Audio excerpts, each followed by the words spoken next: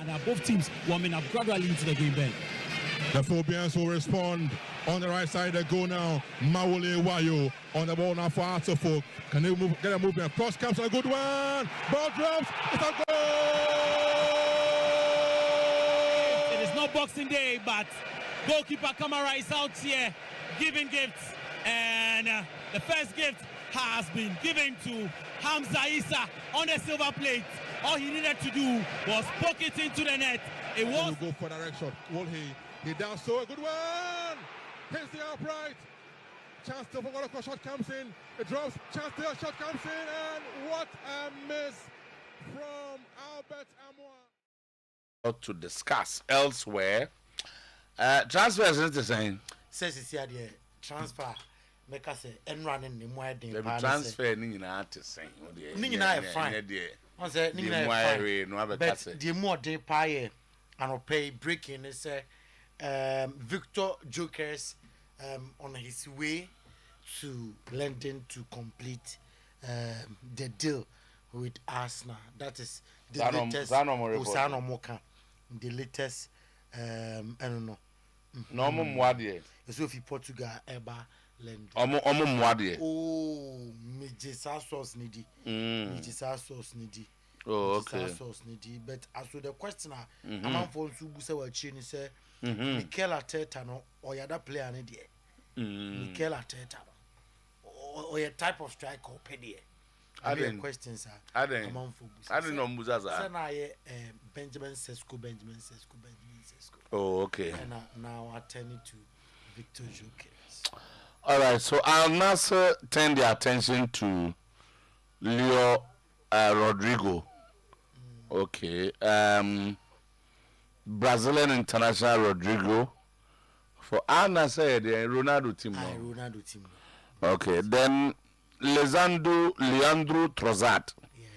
Report on watching the agent as he seeks to push through a move to Turkey. Victor Iocares, none of the best or said I didn't why then they are near 2 million of Sikanka. A car, a Lisbon for the next car, Cobajan Asnan or the say Sikana or Bejano. And what say I'm unfair no ma. Unfair no so now. Unfair it. Meaning I can't show him no. Made him who say Asna one class na onye baby uncle. Oh, okay. Na nya Asna United ya na ko wadi say United for a Chelsea Sikasema demo. So can some no be anyu achi nia enka bi mo say wanya Asna onya baby uncle ntina okay. All right, so Manchester United so Baba say Oma say deadline to sign Brian Mbuemo. Yes. Because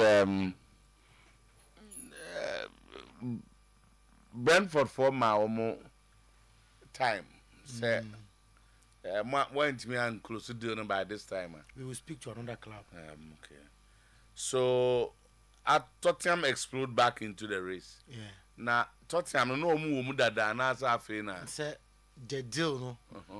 Na you know na pep boy no. Okay. And United advance here. It didn't come up with any. So I'm going to bid no. I'm going to be Luis Di Blue Christian Aslani, Alexander Stankovic to afford the fees of Edison or Edison, 45. And I was almost at Tom players.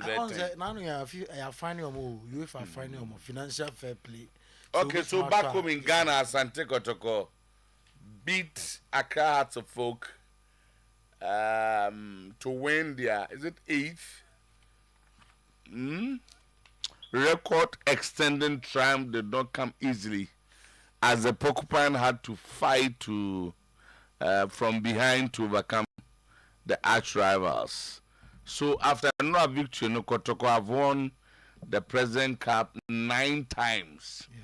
1973, 84, 2004, 2005, 2008, 2016, 2017, 2019, and 2025. So they were winning for the first time in 6 years. Okay, so that is the story. Zito Kasaye, Honorable Kofi Adam, so Emma Kotoko 10,000 cedis. It's a token of appreciation and encouragement to the porcupine. Meanwhile, Accra to Foko Didi Dramani has remained calm and optimistic despite the defeat. Okay, Ghana's rep Accra Interclub competition, baby, any goes as in Kotoko. Richard by some 100%. Kotoko receives 100%. And I will also the same. Go Stars will pocket. Okay, so oh, Stars 100,000. Black Queens are also in action against South Africa. Bayana, Nina or Hobart, and I think we are discussing the President Cup, the scenes, the sights, the actions, the performances, officiating, the crowd, Shatawali's triumphant entry. That time no also, but Shatta shook the place. The arrival of his presidents is His Excellency President Mama. Na Sharaf ne bagozo dise Mariama. Obano. Obano mo ndio. Ebenze. Baba ni midi. Sharifa. Baba ni Minimidi. Sharifa. Sharifa ne Sharaf. Omunya hoti omo. Eva Pechi. These are the president's children. Oh, it's then arrival was super. Yeah. Arrival was super. The mama ni je pa ne say omuru amu no motor kid funde omoto no rap glass no so no say oh that's no car ni now. To no tna po na chi you see on anti buy. Yeah. We ya usif ma oko. Say na crowd ni di na chi. Yes. It was super. He's a president. Very popular president. And happen grass GND pa. I've been got this after match na me hu no. Oh, na rival stadium no obedu no me gina anim was he we see from the boys and man fans the team no kokko full stroke ko tenase no mu wie no say okko one of the sister station but na have been go ya da no there be say boss kroma okko kasa already kasa one of sister radio say kokko be 2-1 usa so kokko be house 2-1 okko studio okko studio okko anenka okko asempa e okko tena ho ai e no say kotoko be them too. And I've been got to studio. Jose. And I've been got to Kumasi or Metna studio. Be other. Send their mass promotion boss. Oh, me, mammy, a part of Mammy Kamasem. Kotena studio. I've been got class and Bakotana. Oh, no, Makasai. And Dokano was and Passa. Kotena. The minimums on Omakasai. The minimums on Omakasai. And I predicted 2-1 for Kotoko. That win the president. Boss, a part of boss, a part of match promotion from organizers, no. Now how do you promote match? Organizers, no. But yate. Organizers, no man. But yate. Baba 12 thousand. Say or sign. Same. Oh. As an ananya fed. Oh. Okay. Say no Nikroma. Baba 12 so. Na so na yedim komoda. But ogyanko. Na yanko. Onya baby anko. Eti anopay yemo special good morning. Na yemo akwaba bi boss on say ne lady number.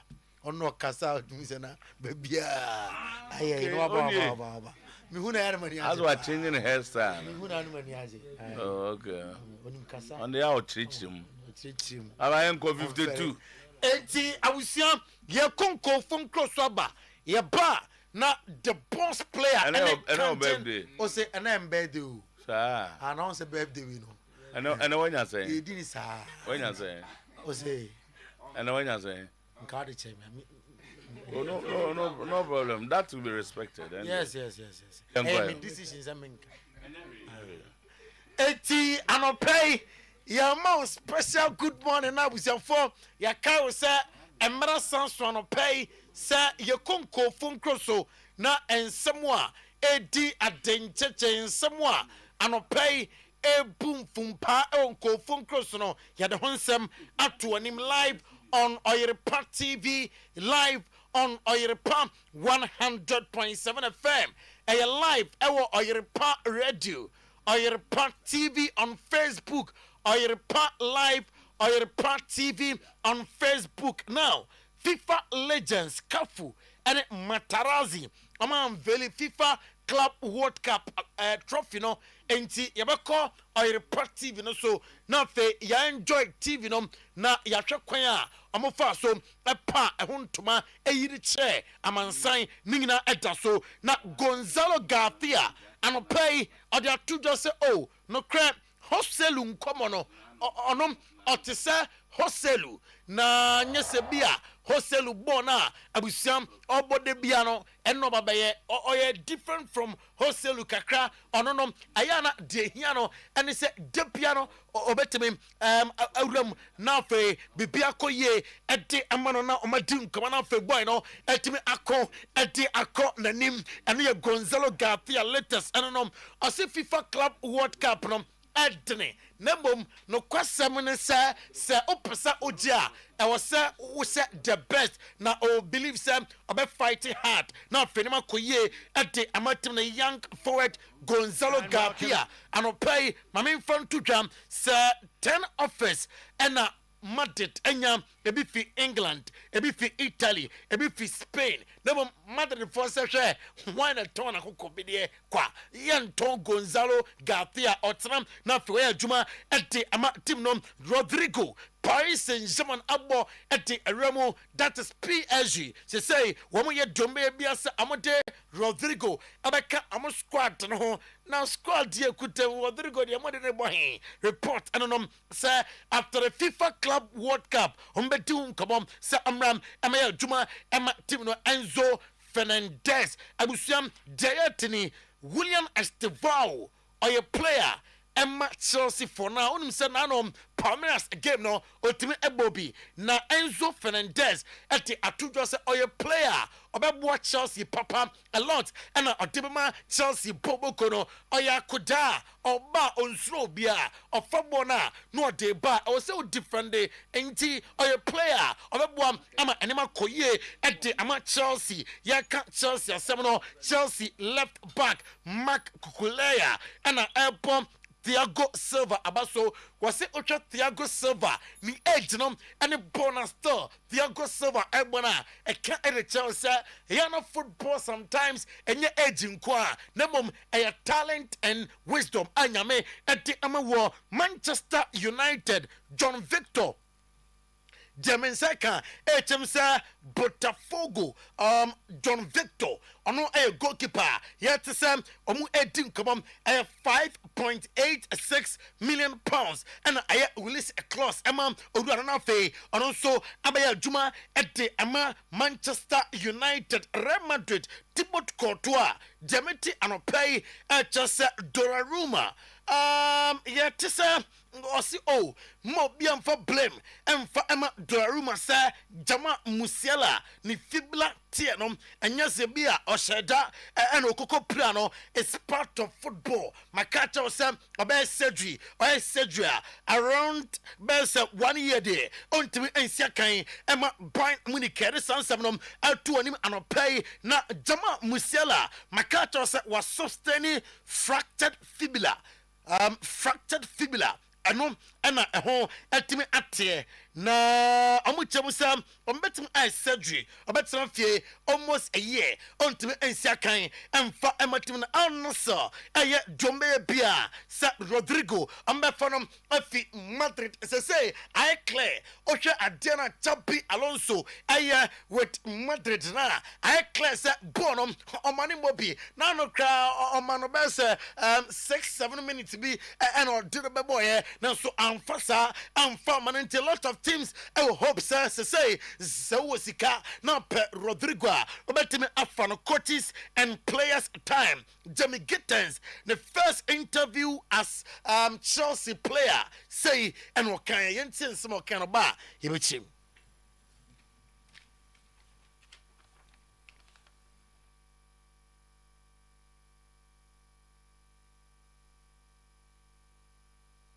Jamie Gittens Denom Abeba Nafe ya Tuaso Edi Efriwa Anopay Mame Fasita Enfa Emma Jackson Helper Center Jackson Helper Center Amom Anna Ade Jackson Natural Capsules Ababontain Jackson Natural Capsules Number 6 Hunamdiano Ababuam Amosisi Adeno Eltimi Afiuso Afe Obe Bemamu Awa Empem Sabasa malaria a bossa joined this typhoid fever and also menstrual pains Jackson Mister and a Ebwa war yan one of Jackson co capsules nubi now 2 co coding now say ama adabwam ama wafuno aiketua a flat time fono munum Jackson co capsules na ebwam 0244 723541 0244 723541 baby your time be draw bi akwa obanya bi etimi atoya na wato ofrigi slingina afi high sense amaso ye TV set and I open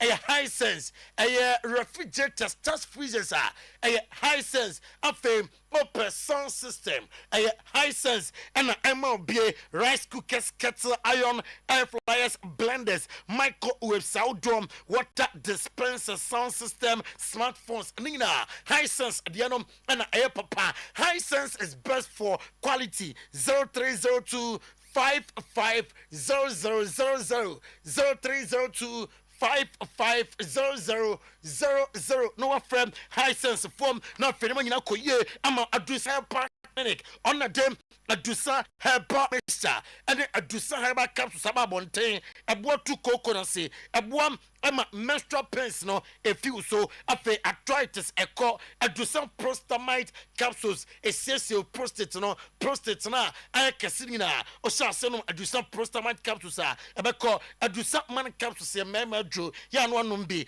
odu mazi gold filling station one macro inside wa and one more 0500110115 0500110115 na wafre na fenima koye amo anopay na ntwase jemi gitters nensem no yensa abeka ensem pi na adetu dwama kureya enso kasa jemi gitters de no yentimra.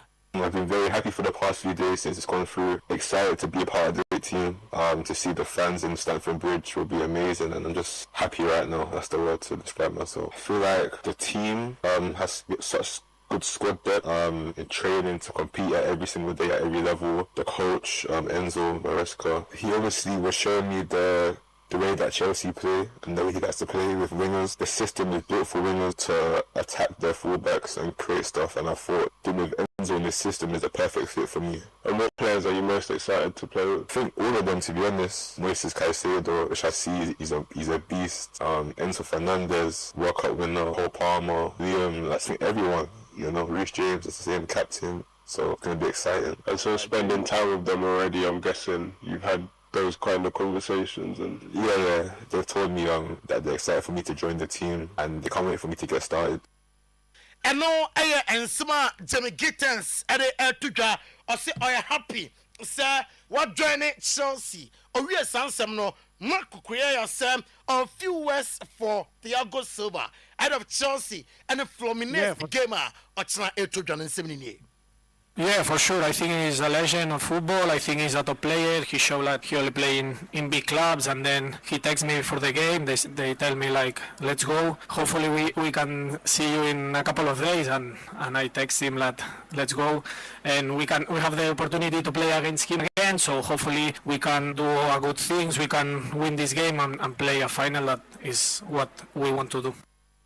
And no, and some of the two Chelsea episode about finance. Now, hopefully, a trophy. Champi Alonso or Dortmund as a 3-2. It was a difficult game. Now, after the game, and some way, and that is football. Football, Sunday City. Well, that's football. Honestly, up until the 80th minute, up until it was 2-1, we had the match under control.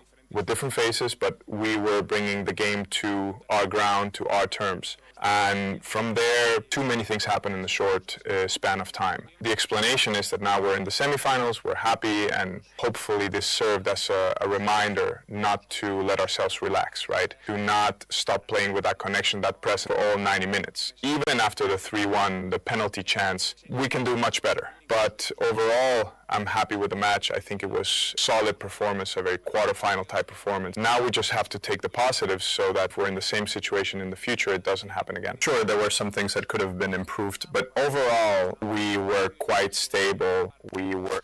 And see, that is football. Yesterday game after 2 goals, na yen control game no. Now so just one bese goals I'm going to take can be Kylian Mbappe and the third goal Madrid and I win a game no. Emma Madrid MVP. Gonzalo Garcia, the young Spanish striker, and also Ekasaye Nisemni. No, honestly, it sounds really good, and I'm happy not just for the pass and for the trophy, but for the team's work, for this new, making it to the semi-finals, and now trying to make the most of it to rest, disconnect, and in 3 days, another battle awaits. I don't know, I think that I try in every match to give my best. It's true that right now I feel good, I have continuity, and also the coach's confidence, as well as my teammates, and that's always a positive. And like I said, every time I go out there, I try to help them. It's true that things are going a bit more our way now, maybe, and as Eno Gonzalo Garcia and somebody to draw Yarabi amount and I Permanenco England now fe Yenin Komokakra Ebetoja Sir Rafael Leao of AC Milan Arsenal Shanim se Amansam Abaka Rafael Leao dear Ebano pay HM se Rafael Leao no Nisika Swati Ukuta around 70 million euros, it's equivalent 60 million pounds. Rafael Leao, obetimi afaranafe, wabaya juma ama utim. Anwachi Leandro Trossard, Diamete, HM7 Fenerbahce manager, that is Jose Mourinho. Aka HM Peninforce, Leandro Trossard no obehiano na enkomano gusua.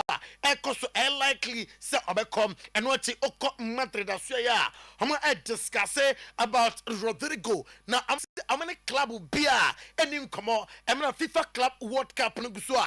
Ekosom Omuya club out penano. I'm with the name of Tuja Utia, not Rodrigo. Akwaya Juma Amount na Arsenal player.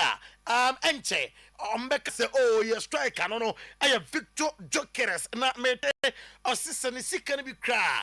And I best sacrifice him around 2 million euros. And I best sacrifice and I pay Oruanum Akoya Juma at the Ama Arsenal or Obetua. Nafe, Amabuam, Ama Dino, ultimate personal agreement. Juma, he say Arsenal and Victor Jokeres there. Personal terms, Amawi, Adiaka, club to club. Also, it's advancing. And no, I letter, sir. Yeti to an mete, sir, Ora, Osiakai, Emma Galatasaray Sport Club.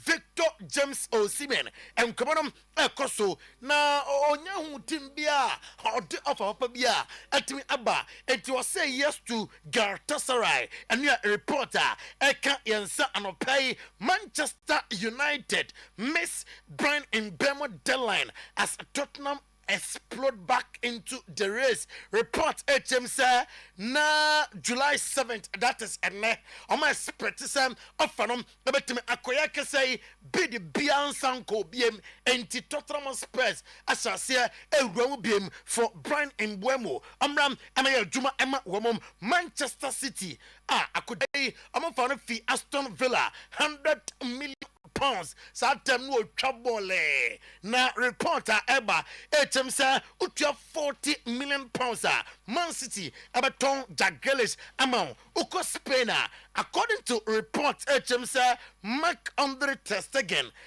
likely say obefi Barca team num nembom yet to say the likes of AC Milan, the likes of Man City, the likes of Juventus and Newcastle United, namely him say ter Stegen betime afanom Marc Casado nanom bekan wasem Chelsea team come on say amansa abeka Marc Casado report HM say Chelsea near Barca for Epeno Chelsea tuya ombejai Marc Casado mo amana kosi akan ama Chelsea Ibrahim Dia yetesa the new player oya koda na Hans Flick what didie e won mu sa abama time na fe what deliver ama team nom enochi oko Fermin Lopez asuya Fermin Lopez outside Barca na wa fighting for a position in the club. Also, see a kind of club bit Bansa. A dear debut, so and it's fighting hard for a place in the team. Luis Diaz, to the transfer request about to Liverpool for him. Say, no, Opposite Juma, Emma FC Barcelona. Now, Yaka Bansa, one seven, Sporting Director Deco, and a to draw. Say, Lamine Yamal is the best at the moment. We are say, and Pempe, Onim Obia, or Tissam Lamine Yamal, famous tennis star. Carlos Alcaraz and in central from Ebusana one billion and say Afi say Ocean Ballon d'Or why not fi say obetime age I Real the funnel now so Alcaraz say ofi say Lamine Yamal e deserve uyi Lamine Yamal friwa Usman Dembele with emotima wabom for the club Afi na Jean Christian Jessen ono chief executive officer at the Imam Bayern Munich na nensam nyina etiawa ose Nico Williams 10 years why stand day at the Bayern Munich na say oko Athletic Club Bilbao plus amaba club dom dodo na efi Bilbao kromo enti ayana edne sa obefa amu player sa akodate sa Nico Williams na Barca penom afi Bayern Munich woman nyina penom na ose media my stand 10 years at the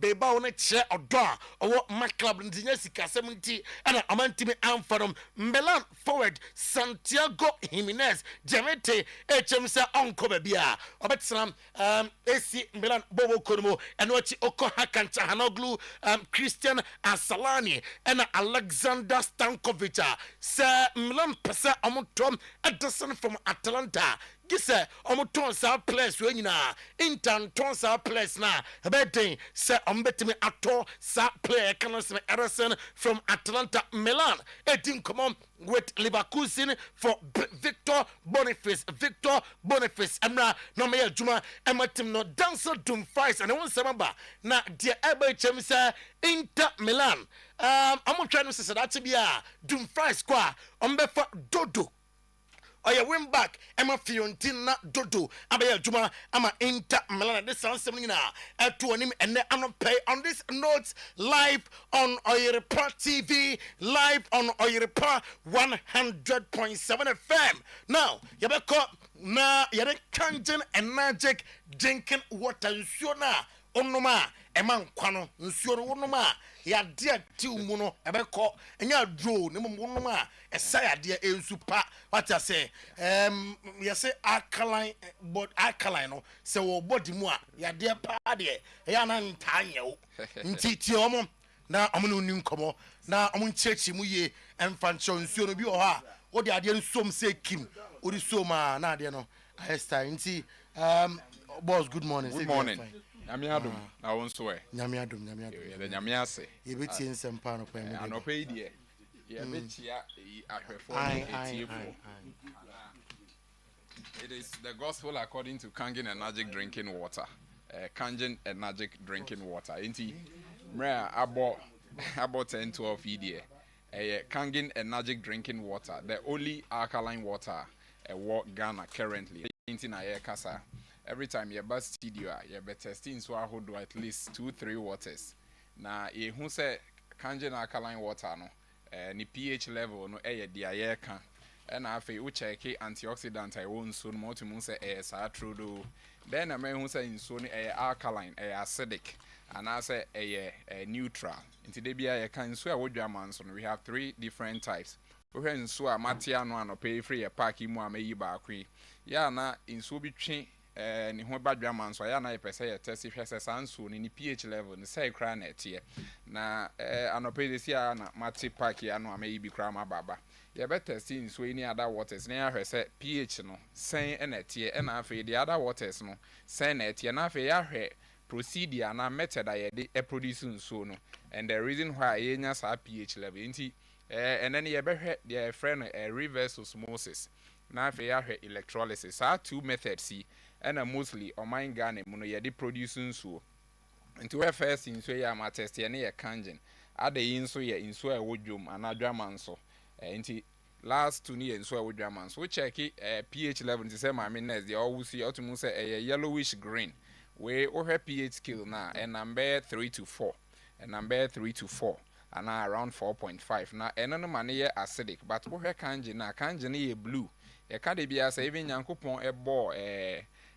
niama no hwe nso e wo map so a or the color blue and I the color blue and representing so that tells you that is the state or the color of water.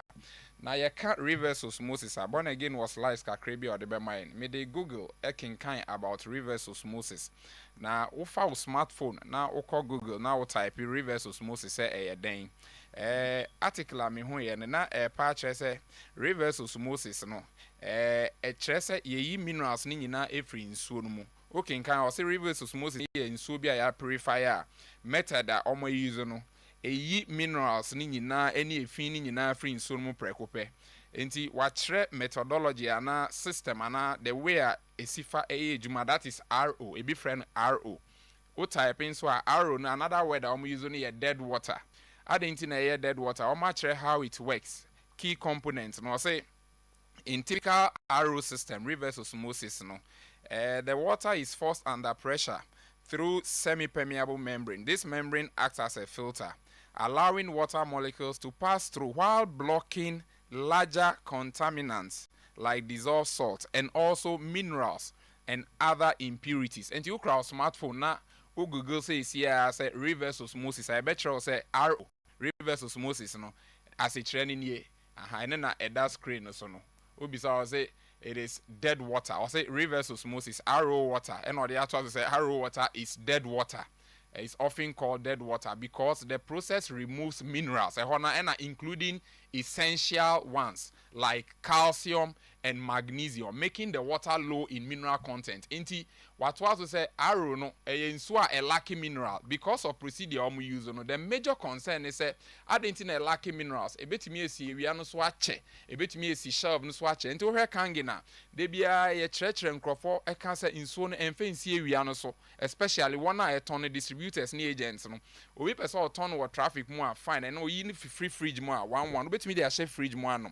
But say in so no all store autumn. Na see we are so sana. Oba say minerals na wom last week here by be kan enti minerals no etumi sediment was here. E san say alkaline water here rich in minerals. Alkaline water and here use reverse osmosis no. System I using here electrolysis. Electrolysis no so and no so ye be enti we arrow my enko electrolysis process. Electrolysis of water no. Or say it is the process of using electricity. The electricity air pipe in some molecules into the constituent element that is hydrogen and oxygen. And you can pH of water, you can the power of hydrogen. The power of hydrogen. Now you better their hydrogen na the way to me buani pediano. And you say the process involves passing an electric current through water. Typically with the addition of an electrolyte to improve conductivity. Enti near ya be o studio ni say canjin water etumi soka near canjin water etumi power bulbs. Ni nyina say electrolyte I won so no no e conduct electricity. Ya na obi nti ase. Last me call TikTok canjin energic water a TikTok platform. Enemy who say legend. A man for a cow say adan yenim so mo ejimi ana e na kanji ni nso no tumi so electricity e na me church mu say aha ne ye ntumi nya sa abre ne enchire bibie mu but ye wi ase say wo ye te say Berean Christopher na omo no Paul kan asem ni wi omo ko bye Bible no na afei no omo confirm dia Paul a kire omo enti ye ba be kan asem no wa ha mani nsia wa afa ofo na bi sa sa enti na kanjin water no dia ya kan na won so wa google say kanjin water and light bulb experiment and kanjin water and oil demonstration. Sanya me nyina wo internet no so enti electrolytes na e wo nso no minerals say calcium, magnesium, iron, phosphorus. Sanya ma e wo nso no no ene tumi power light bulb. Enti ho na me church nkrofo ansa na nkrofo ka say ayo say sa na etie. Enti all the time you need to research. Enti you hear no pay the difference between reverse osmosis and electrolysis. Enti most of the water production companies no omni use reverse osmosis no and anope atia say reverse osmosis no etwe minerals ni nyina efri nso no mu afi ma yenhwe ade kakra video bi a ye dey send born eno nso ye be hia pa kire dia kanjin water last ye buy na ye demonstrate say kanjin nso no bu efri kanjin machine mu a ya na emu no aye fita emu aye te say cloud and antioxidant a ɛwɔ nsuo no mu a etumi die adwuma wɔ nipadua mu antioxidant a repair wo system no antioxidant a repair cells no cells anka awe na ache cells anka atete apro cells anka ewu no saa nkwamoa ne nyinaa eba back to life because of water. Now most times no saa antioxidants ni yenya ewo fruit any vegetables ma atosodie na afeduabe mu but most of times eya yendi saa nya me enti de bia e kan say onum kanje ni nsuo na eya na ebre pin nkrofo ka say you are hot you eat but Dr. B can say it's not right, you are not hot you eat, actually you are hot you drink adentia or say your brain is even 85% water enti sometimes nsuo aye num no enye dia ende Trese adwin kra obedwin enya adwin papa wonum nso aye acidic nso aye this stress bro. If your brain is 85% water then it shows say nso a wotwe ekọ onipadua mu no ehun hia pa because your system is running on water and then born again there are two screens so now if your brain is 85% water na enya aduane obedwin smart kra nso a wonum no very very necessary na enya nso bi akeke necessary we ingest it na mom say wonum Kangen energetic drinking water ya prove say alkaline water which unuma etumi ko siesie onipadua onipadua mu eduma say video na ready amepese born edibe mine other things nso why chere acidic body versus alkaline body legend video ni or say oxidative stress na yare nyina fare no enti molecular hydrogen or say it is also known as mepese obesa start or say it is the smallest one's elegant kanji ni so na yet say cloud ubu free machine mu say na etie emu nyina ye white say cloud and say the other waters it travels to every organ, every tissue, every cell. Until was stated or say oxidative stress, no cancer, diabetes, heart disease, dementia, inflammation, arthritis, etc. And I can say molecular hydrogen, no, it has naturally occurring or to us I say the smallest molecule na permeate and penetrate into every cell, every tissue. Now its presence it's a potent antioxidant and anti-inflammatory.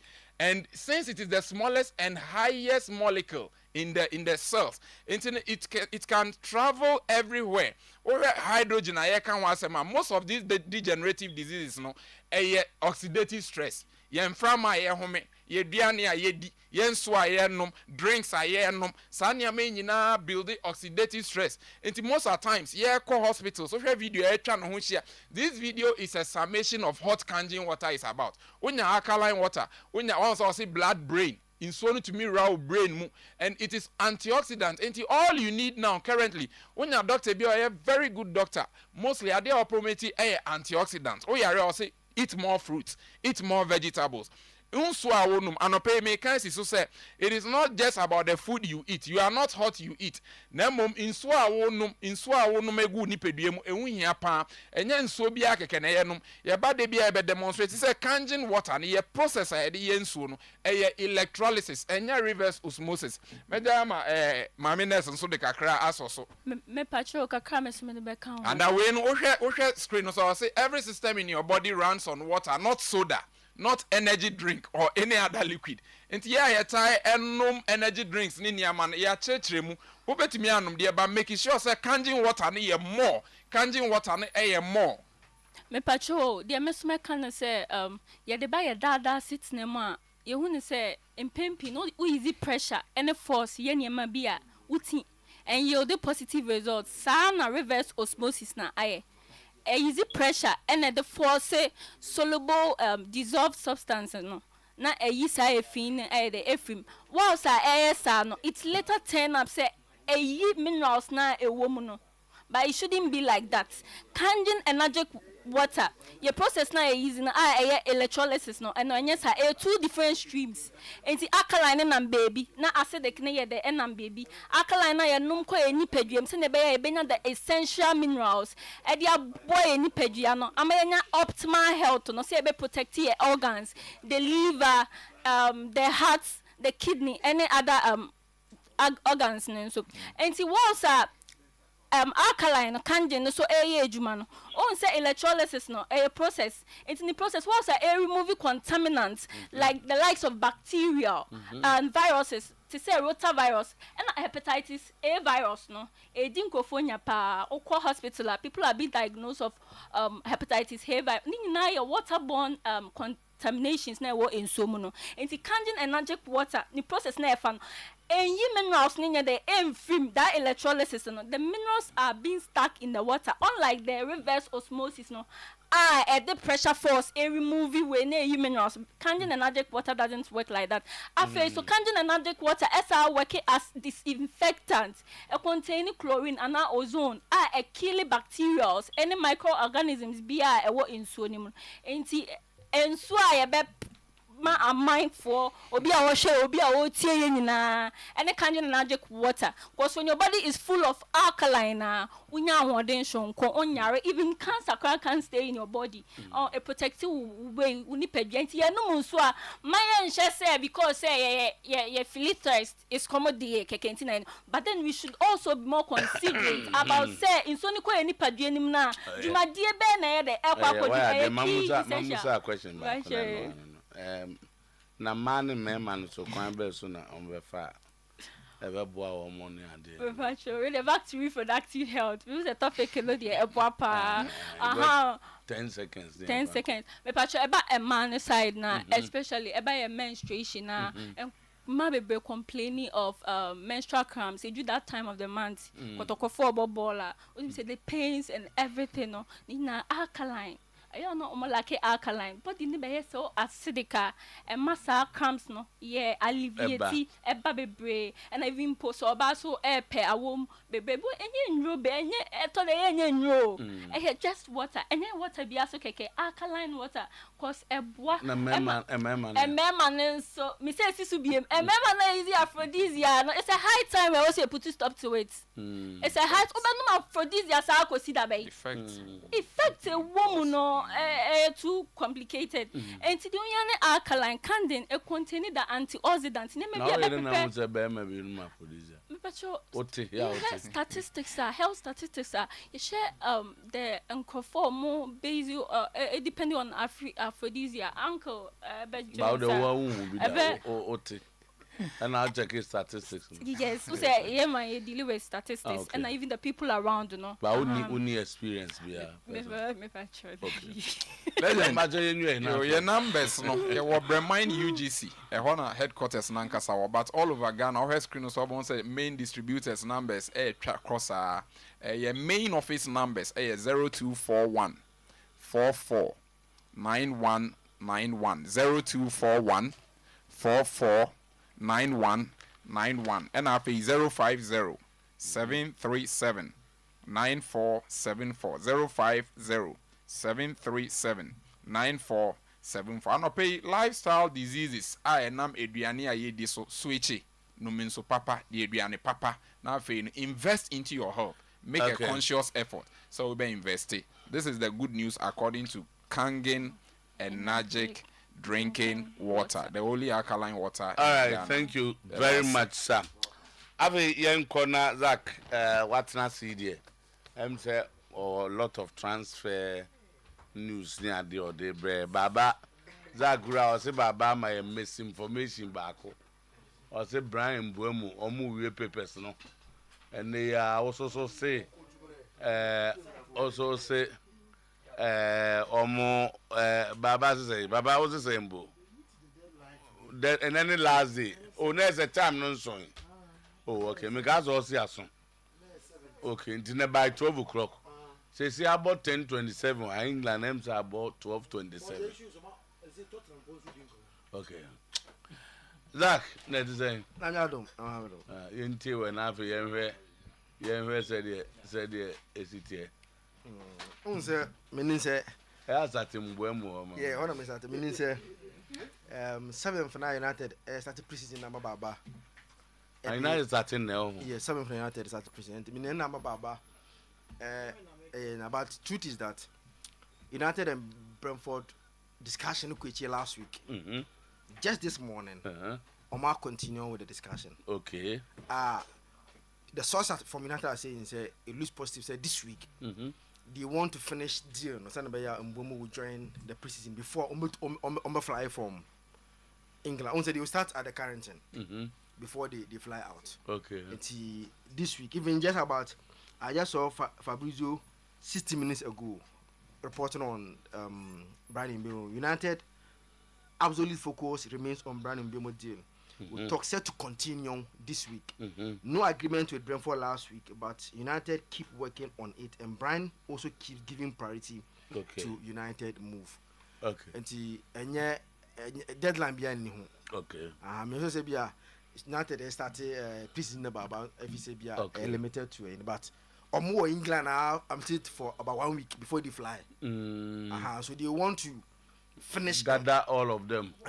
And fly with him together. And you know, they are saying that the Unsa no pay ampono. Fabrizio Akanbibi. On can we say? It's an update on the transfer. Continue to talk. But it is there's no. But so say there's a deadline. There's no deadline. That is Adam want. There's a deadline today. Deadline be any who omu di nkomo. Na you to play be na summer till ending of this month till next even next month more. Players yesterday. Fabrizio Dienene. Manchester United's absolute focus remains on Brian Mbeumo deal, with talks set to continue this week. No agreement with Brentford last week, but MUFC keep working on it, and Brian also keeps giving priority to United move. Deal on. So the deal is not collapsed, the deal is still on. No advanced stage, but talks are going on. Yeah. And for even Tottenham there, their focus is more on Kudus. Yeah. That position now, their focus is more on Kudus. Yes, yeah. Is it 50 million? They are rejected. They are still pushing to say me any West Ham. I agree on the deal. Kudus is also pushing. It looks like that the deal will go on. Yeah, Kudus won the deal. Yeah. So a deal, no. Because of Europe.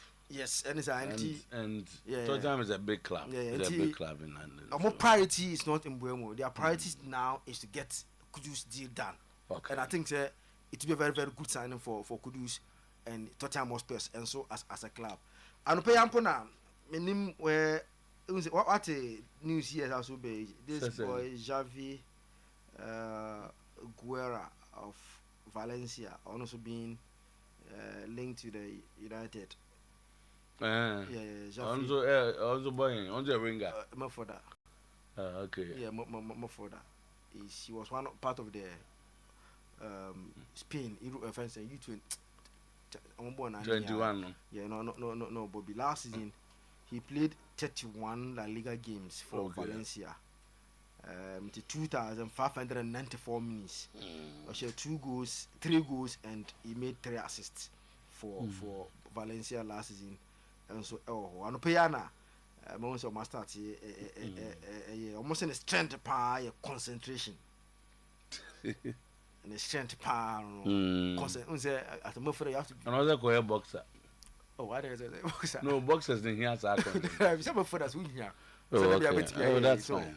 He likes to dribble, likes to shoot from distance, he likes to play long balls, and you know, and Opeyana, Masasi, and so the Javi Guerra, and so transfer no airbound modeling Manchester United, and so Javi Guerra. Guerra, yes, that's from Valencia. So, my AC Milan player. I also for my youth also come home. The player then will be ashamed to almost Manchester United. It's true. But man, you play special Milan there. We've been a city. Yes, I did 1 episode of Manchester United.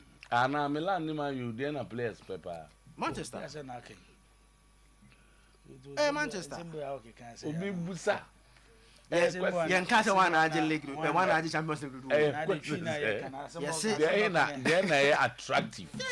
Emma footballer. Send out to offer players are Manchester United. I've seen. Oh, you would no, as for we have seen it. So, enough for judge. So, we didn't know, fans are there, especially offer rudeness. Have them yet after Moban. That's after Mobano. The answer is players Papa Bob AC Milan Manchester. Only United one player per cancels all their players. Today, Cristiano Ronaldo cancels everybody at Milan. Now, we are talking about greatest of all times. Which Milan player counts closer to? Cristiano Ronaldo, Manchester and one boy. about Manchester, and how many awards no J for you to even? He won in the first Ballon d'Or. World best, FIFA best. He won it. How many Ballon d'Or no J? Ballon d'Or is Ronaldo won only 1 Ballon d'Or. Yes, it's in the greatness. Marco van Basten won 3 Ballon d'Ors. When the at AC Milan. How do you say? We are picking. Milan is the first club in the history of the Ballon d'Or to have 3 players occupying the first, second, third position. The United have a player. Ronaldo. There's no Milan player who in terms of greatness, all-time best. I was saying Ronaldo. It's a fact that in terms of all of them was at Ronaldo biggest achievement was at It doesn't come to play. Oh, it should come. But so Milan so you judge them based on what they did during Milan days. Ronaldo, started at Manchester United. The only difference is that Madrid for so calm.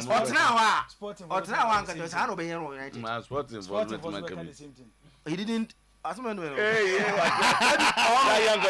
win anything there. That's what I'm saying. He didn't win anything there. But at United, he won. Today, Ronaldo is bigger than any AC Milan player. And I am more Ghana. A fact. Ronaldo is bigger than any AC Milan player. What you say, I'm a pepper. Weekend, I'm saying, anti-asem de. This boy that Mr. Open-Acheampong, Jamal Musiala. Yeah. Very fine footballer. I'm saying, I'm saying, I'm this argument put that. Say, certain age group guys, no for this now, in terms of talent, young for ball and you be move the team. I rate him ahead of all the other young guys now, or more AC Suna and the Yemo fans. When he's in his element, you clearly see this is Jamal Musiala. Na me hu se Manuel Noah also to be man fan is there be Jean-Luigi Donnarumma say onim de sa attack ball na no kwa kwachena no. I say he was too aggressive. I confess injury very very bad one of course. Utie from Monique Ode it looks like say Musiala this year the own team bobo if even over return here somewhere in 2026 and Obe fully fit to play. Let's wish him well. He's a very fine talent. I told you, say, if there is one team in this world that yemfa obi of form be Bayern Munich. When we're previewing the Omoni PSG game, no, and I make a say. Born a PSG born there if there is one team that like Bayern Munich because whether you pass whatever you baby are but even though make PSG will win that game time and a game anymore you could clearly see say the Bayern Munich team no everything around attacking movement was through this boy now we release Omoko until he got out. Even O'Brien understand Bayern were in the game. So let's wish him well. Let's hope he comes back early so that we can feature the World Cup because we United States of America. It was a very bad injury, but Musiala is someone that I say man about. PSG so far they are proving to be the best team in the world now. Let's see our game against Madrid on Wednesday.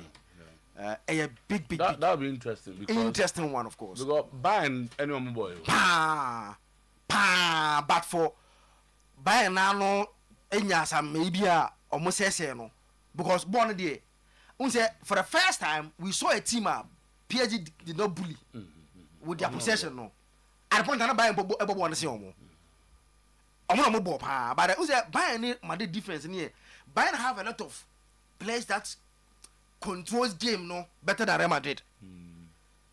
So and Real Madrid defense no, but Real Madrid also like that kind of mentality that is a game changes. So Mbappe can do it at any point in time. Vinicius beat me at any point in time. Jude Bellingham beat me at any point in time. It's a game that's big one, of course. That boy now also goes no. Garcia, then Garcia Goncalo Garcia. But I won't say no. I wonder say at the semi-final. Sure, coach Menye Debi on Yasa Kudu. Now he has been scoring all the goals. So many more. He is scoring. But the fact is that the main man now is fully fit. What I'm seeing about coach, oh yeah, not you. But not you. But at Real Madrid, Mbappe. Oh yeah, not you. No, because who's a Mbappe no Oyare. The Yare into actually. And now he's fully fit. And I'm passing Mbappe no buy. Look at the goal he came and scored. National boy no so I watched the team carefully. Obeso the boy in EBB. No. The Obeyan say yeah, substitute the with my album. Okay. But how person born no. Na Adagula no boy. Adagula now plays as a Italy for no say we rule no. Pelo rule na obono. Na onna the main base of the team, taking the ball and progressing. Because among furthers no. Unse adebakwa no like omunni obi a control game. And omunya no aye yenje be dada ho, but this guy passes better. Adagula no. And Jude be check akra mo. Jude no be you be start. Boy ni o nyino. Unyo unse opose ball. Now he plays with two attackers. Now mo for the snap go finfin. So it two attackers, you know.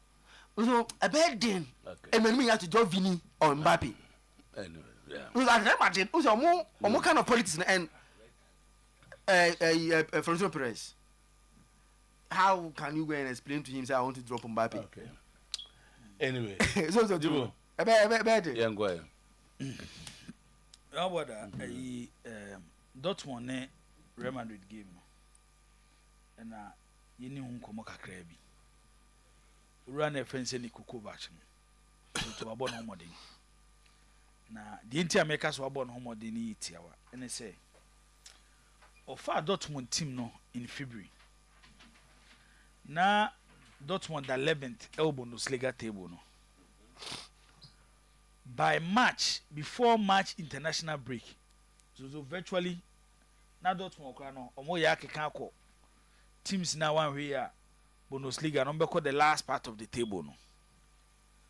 Quickly after the international break, what a mother be America said ne born was to abey more coaching than players are, because the be America said the gap in quality and shut down what the second no. You free international break in by a March international break no. And now shifting the team no from the 4-2-3-1 system no more to 3-4-2-1 system. In his 3-4-2-1 system, this is how I arranging the team. A back three of Rami Besimbani, Aiton, Nicolas Sule as the back three, goalkeeper Gregor Kobel as the goalkeeper. A midfield four, even though midfield four occupy two wing backs, a right wing back and a left wing back. The right wing back, that system, Julian Racing. Then the left wing back near Daniel Stevenson. The two midfielders, either Sobebo Marcel Sabisa said you're born in Rano, and I said Pascal Grob. Then two Nejino Monimino, Karim Adeyemi, and then William Bryant. No about Sehu Gorasi as a striker. This is how we shape the team no, in the 3-4-2-1 system. We move team from 4-2-3-1 to 3-4-2-1 system. Apart from when Barcelona game in the Champions League, I will lose here our Barcelona. And no crown on the tactical structure of the team. Nenye 3-4-2-1. Nenye 4-5-1. But in the system about 3-4-2-1, before Real Madrid game no, remember that no about 11 games with that tactical structure. Not that one in Lusubi with that system no. Only defeat after the international break, March international break was against Barcelona, but the system was 4-5-1 because of how Barcelona team is here. Now he wants to occupy the midfield, limit Barcelona midfield, especially Pedri and Frankie de Jong, which were not in the first leg, but in the return leg, no, with that system, tactical structure, a move Dr. One to get a Champions League spot. When him saying this same system, the only game on Lucia game number against Real Madrid no. But no, they put up a fight. Omo 3-4-2-1 system. They met a Real Madrid team. Also finding a way to fine tune how as omo changing how Real Madrid play. And na debiana me kase doto football no nyoma bebre koswa tina na me ya se debiano your concentration wo more match go.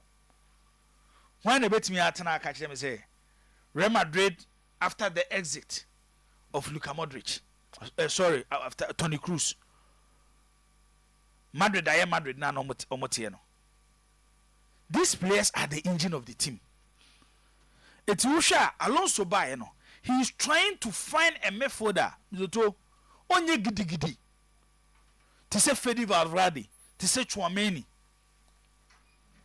He want to find a midfielder or flair. Obetimia control the tempo of the game. Ama Real Madrid direction. Something na Toni Kroos at the moment. And I say Luka Modric, but Modric say he's aging. It's when onye player betin rely on so debia. Then coach Efenisa Alonso has shifted to use Adagula to give Sadia na Toni Kroos the Real Madrid no. Toni Kroos uni hono, when they Vinicius. Toni Kroos uni hono. The first season of Jude Bellingham, our Madrid team no. The second season ye won is Sa players na dey be make say omo importance to teams no to ya ndareti omo dodo and dey be am say bo a me dey mahwe na asase so team bi a waje trophy bi a proper number 6 omo na scanning omo sense danger team dey be kwa animu aye omo na yes ade no. That was what Toni Kroos was giving. Etinei Alonso ye with Abrante friends Adagula at the World Club Championship to oye to perfection. Even though in any role sometimes with Musa and the rate me fin home. By nothing I hear a good coach. Or be ho to instruct him or be direct no. Now what you rule na say. So show money Dortmund game now. Carefully, Mizoto. If Alonso still ever more in this system, it makes it difficult for some players. And they say one. Near Kasa about Vini Jr. Mizoto, Vini Jr. will be used to the wing channel. Say Odropo ebebo like a second striker. I so pretty central. You will not get the best in Vini Jr. The best in Vini Jr. aims to when Vini Jr. operating from the wings. Then there is a Kylian Mbappe. Say Alonso ebo in the 3-5-2 system. Based on the Garcia ye, Zoto adiene mubuye okwa fix ya ede. He has been Real Madrid on San Hero at this championship and he is scoring. He is their top scorer. Alonso Sebi Ekobo against PSG. Then no akọ drop no. Ada na wo drop no. Tournament na fa no. World Cup na yebo no. Ababa ye ne tournament. Bibi obetachi biam Zoto. Se ne nan kura nka ball ni ya na ball na kotonet. That is how players ebe stars at tournament. Ebi na ato sa branch no. It will not there at this stage. Ebe very difficult for any coach to drop him. Oko drop on said there. Yes, Mbappe aba. But already tournament na fa no. But offer system na Alonso bona. Real Madrid team no look more comfortable because when they are playing the 3-5-2 than a mobile 3-4-3. Because in the 3-5-2 system, the midfield 3 of Real Madrid, Jude Bellingham, Fede Valverde, Adagula, SLA. In that same system, boy, your boy Real Madrid left back you. I'm friend say, Frank Garcia. Don't show Mugono. Then Trent Alexander-Arnold almost SLA in this system. Because Obo in a 3-4-3 system, limited the attacking runs. It's in the 3-5-2 system now. It brings the best in your wing backs. And the success of 3-5-2 system no mizoto how our wing backs ebe sele.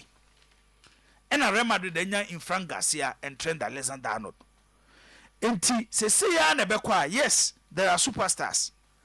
But But this is a coach. So to Waba, he want resource.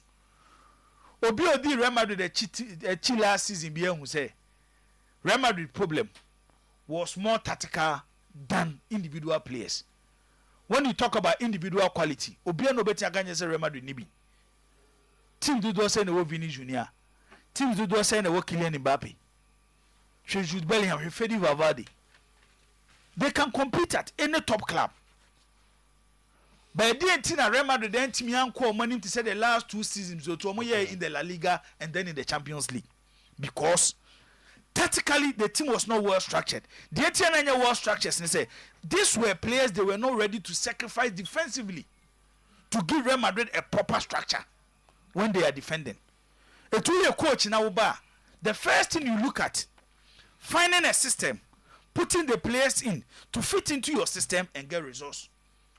Maybe the games now my the World Club Championship. Abrante and the ball now Obono. And we have Madrid team, he's the only proper number 9. A bad movement in the 18-yard box, in the 6-yard box, trying to find space, see they punish the opponent. So Abrante and him here, into a confidence in a coach in the man. And this is a coach, he believes in that.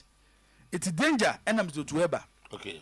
Between Kylian Mbappe and then Vinicius Junior. And at this stage, the Real Madrid with Vinicius Junior, and the Kylian Mbappe, they will choose Kylian Mbappe. Mbappe. It's baby I do say no.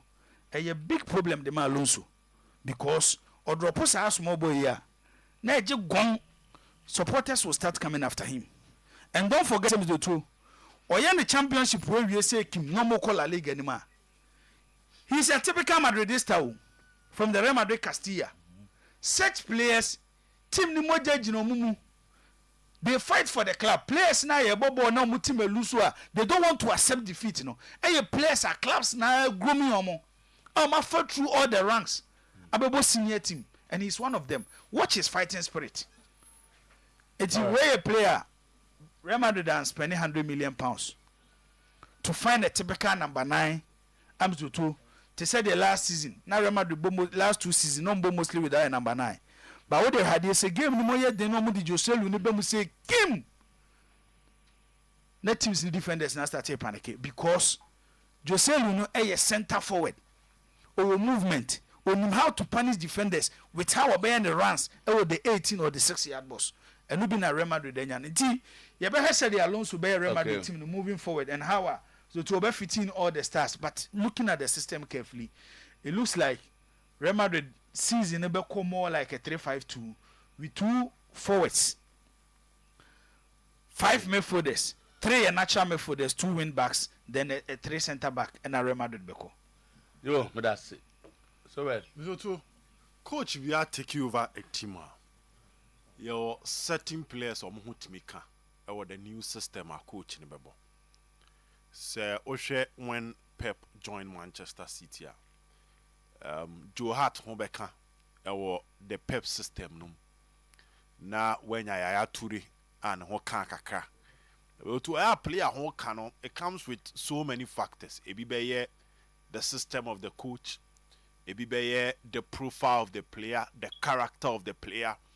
Maybe certain coaches will not be pleased with certain characters of certain players, and therefore they will force them out of the team. You see what baby are. Now Madrid, no, one other side of the Alonso arrival. On say Alonso arrival, and I'm positives. To say I can't Gula in the middle, they do who assist no man, solid assist. Clearly, Florentino Perez investment, I feel your teacher say yes. The Turkish boy no kofa no was started about the man. Yeah, can't Gonzalo Garcia up front, Frank Garcia or the left back position. There are positives, solid ones for Madrid. But the other side, about the 2 Brazilians, Vinicius Junior and Rodrigo. But to me, names one story now, banana. Say Vinicius Junior and a contract extension with Madrid no talks name called the way Real Madrid panel, and that is one reason you beat me our club FN Madrid. That's of the field issues that can affect Vinicius when it comes to the arrival of Xavi Alonso. The other Brazilian, Brandt Rodrigo.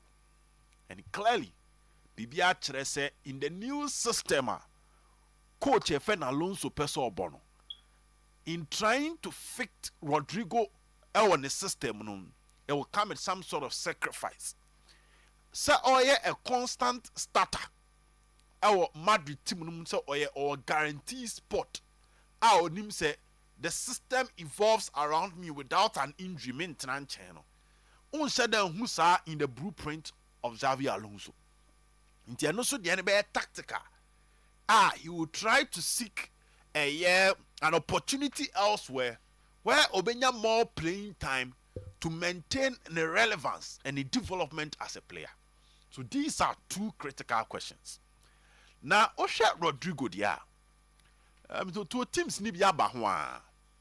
Na ene bakua peja pa e Liverpool because it is coming now. Say Luis Diaz, agree personal terms with Bayern Munich. So if Luis Diaz agree personal terms with Bayern Munich, it means that the left side of Liverpool attack, kwan kakraba bedaho. And we to say Osha Rodrigo clearly. He adds a lot of balance to the Madrid attack because of how unselfish the willingness to sacrifice so that the system will remain strong. But as a player, so be free Madrid or be pet team on so kwakota benkuma faso. No so tormented teams just like Vinicius Junior, just like Abrantia, the friend Kylian Mbappe now or Edema PSG before so about Madrid or be occupy the central zones. So it's looking interesting because Rodrigo 25 years. Luis Diaz 28 years. So it looks like Liverpool to some extent are happy to let go Luis Diaz because they might be taking in around 65 to 70 million pounds for Luis Diaz. Then Omatambe 80 for a player that is almost 4 years younger than Luis Diaz and the Aqua Madrid. Aqua try so many Brandt and Rodrigo. So, say me take as a transfer near domino effect, where the pim way, now where the pim way, now where the pim way. Now, so to say what Nasan Washa Diego Shorter absence, dear Bakwana Liverpool fans in Surupa. Luis Diaz so corner, they are dear Bakom Suru, but as a news of Liverpool planning be to us, Luis Diaz Kwame Aqua Madrid. Rodrigo, no. It looks like on paper there is some form of upgrade when you are looking at it from the Liverpool point of view. Because having Rodrigo on your left side and having Mohamed Salah on your right side, both players cutting in our favorite foot, it creates some form of new dimension. Liverpool unlocking a new dimension when it comes to the attacking process. Because Salah say on the right one or the left ne kati ina. Any form I will expect so be deliver when it comes to where we final third no ultimate deliver. Whether Oma pass, whether no ankasa a shoot washe, whether Mr. Otuo or make a dribble, not their finding space, not their finish Salah. Now when you look at Rodrigo being on the other side of Liverpool's attack, that will also be a new headache. More than the Luis Diaz in Poyama Club FN Liverpool because the Liverpool team no some set it up. Let's not forget that Florent went to swab him. Say he might play in a 4-4-2 diamond system with the German international at the tip of the diamond system in midfield. It's when you acting like a false nine whenever Salah and Rodrigo Ebium. Now Florent Witt take over the false nine position. Or he is dropping back to the middle to join Soboslai, McAllister, and Gravenberg to form a middle four. Now, Sir Rodrigo now cut in from your left to occupy the center forward position. Now, Salah so cutting in from your right to occupy the center forward position. This will create a new fear factor for Club FN Liverpool. Even when there is a proper number 9 or not, because you can guarantee that the midfield of Liverpool will control with these 4 players. Distribution with these 4 players. Goal scoring with these 4 players because last season the bra coach a friend slot decided so Obebo Soboslai as a false 9 in some matches no Miloto we saw the presence of the penalty box acquire no faso ye nejuma in so we Soboslai occasionally all round it to the box flying weight occasionally all round it to the box now we know Rodrigo excellent with one-on-one the shape of the Premier League that expect a winger to be pacey abrante naturally and Miloto the delivery as we are excellent and I'm looking at how this will unfold because Musiala Prano Leroy Sani absence no Amabaya Munich Kenya had the kakra and they want to fulfill it. I think it will be a good one for Club FM Liverpool at the end of the day if they are getting Rodrigo on their left hand. Even without a center for them, Ebema slot team na in Hupa. But Sewo Lusu Rodrigo Senkawi Madde now Bobo. Ne Moyedin. Now free bench bad you lose that. And there's something called the curse of a superstar team. But to the curse of a superstar team, yes, player be a who say, Oko baby or so nya bibo. Player be a who say, born so bobby. Enti say a bear class say, packing order no abel chiripe, obeja wako, and it creates a gap between your starters and your players on the bench. Thank you. And the other side is why never sacrifice it. So I'm looking at Madrid, Mr. Otuo. Alonso will need all the Arsenals to compete a club friend Barcelona. And also to make a massive impact in the UEFA Champions League. Thank you. But the system might force him to lose certain key players. Why should he do the business end of the league? A bit about affect your pay. Thank you. Tino. Boss. Good. Young Koi na menka for say baby yesterday na bedu ni die ye be here Rosters Roofing. One of the menyaje no ho nya Ghana phobia. Ya so still no more da so yere so dankran ni nyina no ene so surprise no a drop si ya hwi ya me adom sidna ho de no koso dollar no e fama na e ba na sidna ho de koso dia e wo so wo a opeso board dance no wonya so emfaso ni nyina no samu a mo beto enchance ai zinc and aluminium product bia no what also 15% discount ay off CCA and nationwide baby ababo wura bia no a obehu Rosters Roofing no number ni 0501 453 869 and now 0544 338 042. Me konya no now TV no numbers no ya near display wo ho no peke in terms of sansa nyamapa and ye ton ha e dia ma wo adro ni ye ba ko pe Fosua Herbal Center Limited na adro no e Fosua men powder mesi menya nanka be me bia no e bia kan ho wumfeli de biara da ni nyina no se de enom masa duba bia me bo da bridjo enu ntubo modem na so ba da wonchen e dekora ni ho no akọ ne nchen be me bi ho no mo duro no pa ka be ma betima koprum na afei apagya woni kanemu wedi e wodi ne de bia no e da ho flat be me bi so ho no mu a romance no timi oba ne kọ ne kama na mom wo sha asia pepetre yo ne ho nsori biem ni nyina no wo duro ba ko pe tie ni ye mo amho TV no se de da hoketwa no powder form no ye atuniti no wotuniti no a hwie ema fagunso hiem na afi kanum unya TV na wonom koko bi na wonom enkwa bi na wonom a fafra mesi in the next 30-40 minutes na match na seti masa obehia me na de maseda e de abreme enu nti aduro no ene makamfo de amawo se ye Fosua men powder e ba ko pe na Ghana ha obenya no me kan sa wie pa boys nkwa se somebody combination no e de wuram wokoto a no oto Fosua ne kobites ne aka ho no de kokwa aduro nsuo no no de akonom powder no a e ye Fosua men powder no e jaba kwaku a ajiri masa basa dia ho de nchechiri ntwe na me kan sa dia na jese ne kobites no faso benya so sisi no pass no wutine edwa gaga no ni na be yi sa dia no de afiri ho ka se koko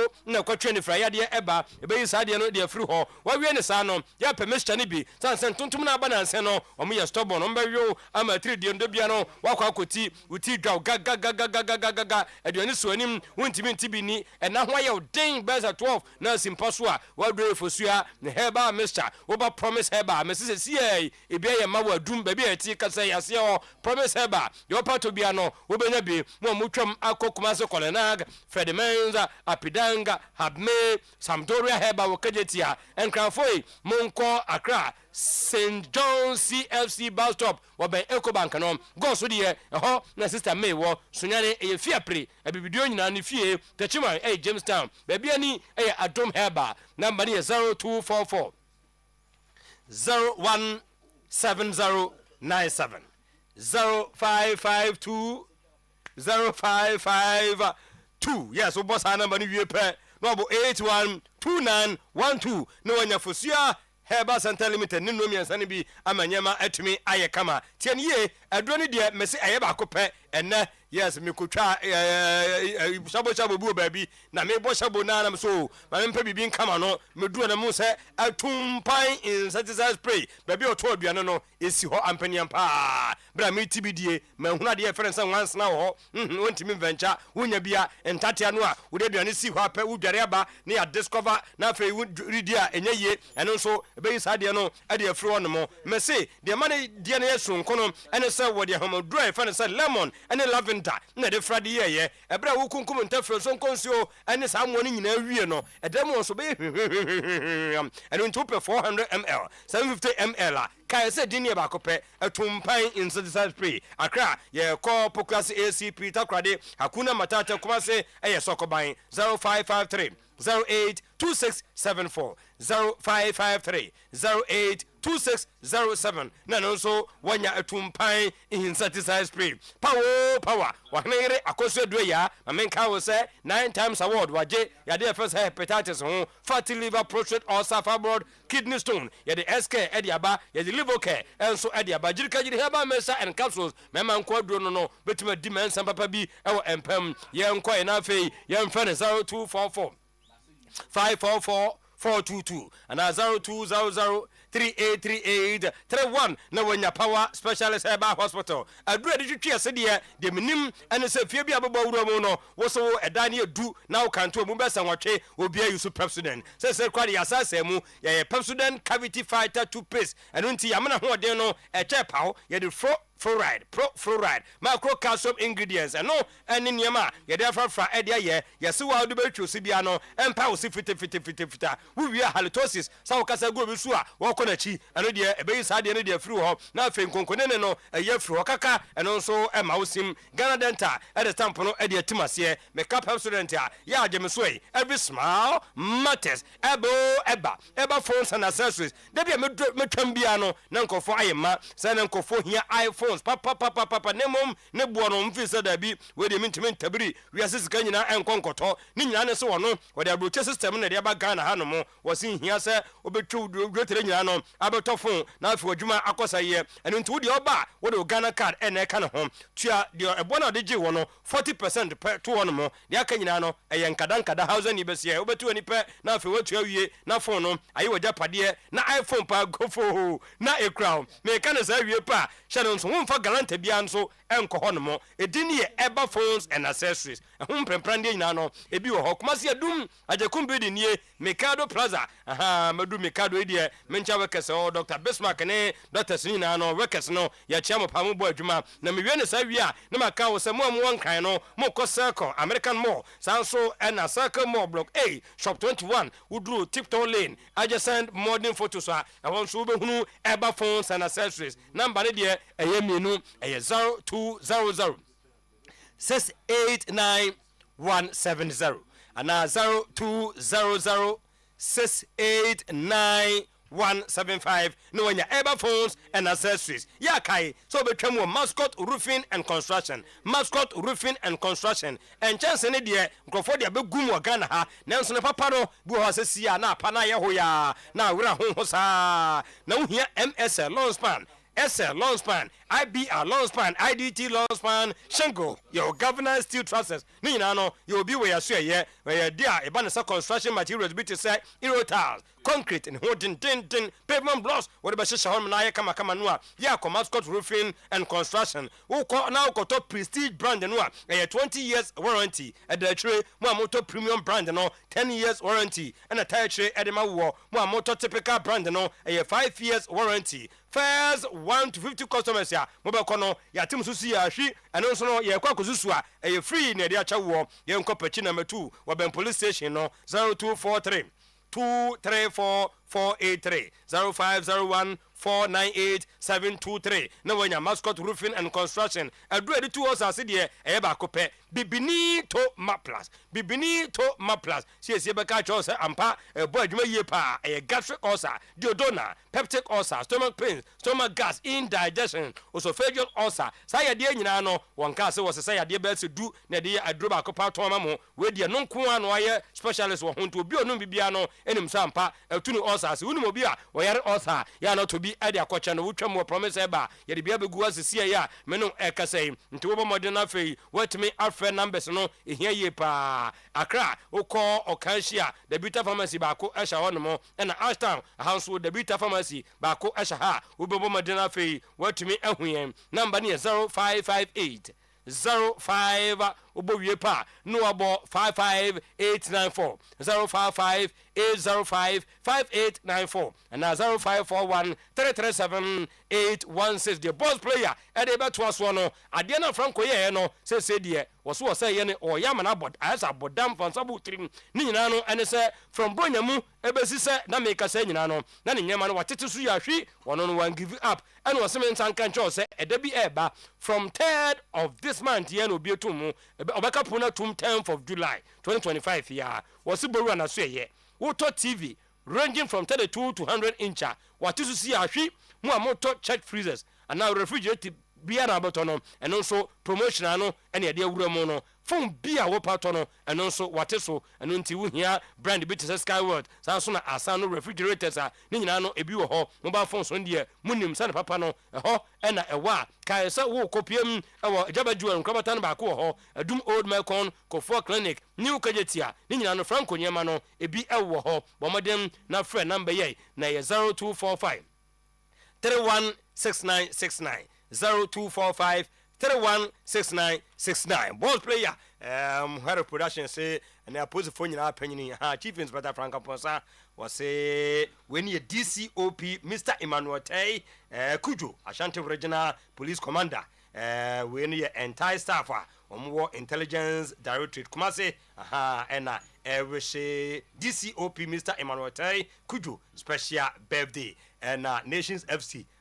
former CEO and also SCM wish Sandra Asante we a teacher ewo Kodie Methodist GHS and also you wish happy birthday and Emmanuel boss player wadaroma kwai mo bie say you better also 11:10 on the dots data etio na eminya na mrenda kwa aka na ka be say me je wadwen kire ni education wade bi ho Luis Diaz ene ni night club ni eyi a wanko ni yese woni Bayern agree personal terms Liverpool supporters CBV say o person wan care their anger so that wait me dey turn a strategy engineer the move no. So he wants to leave he wants to leave say almost strategy back the Liverpool man nko man nko na so mo they should name a price. Some say yenton. No, so now that the player wants to leave, you have to. Bobona Bayern and can. Matisse Barcelona so interested. Jobi or Ebia no uncle because so this is how Spanish boys and Spain. You come Spanish. We are referring to the South Americans. Omone, South Spain, German. We bring England. Language never be brave. So I had there. I think he's been there for 5 seasons. And Saudi Amman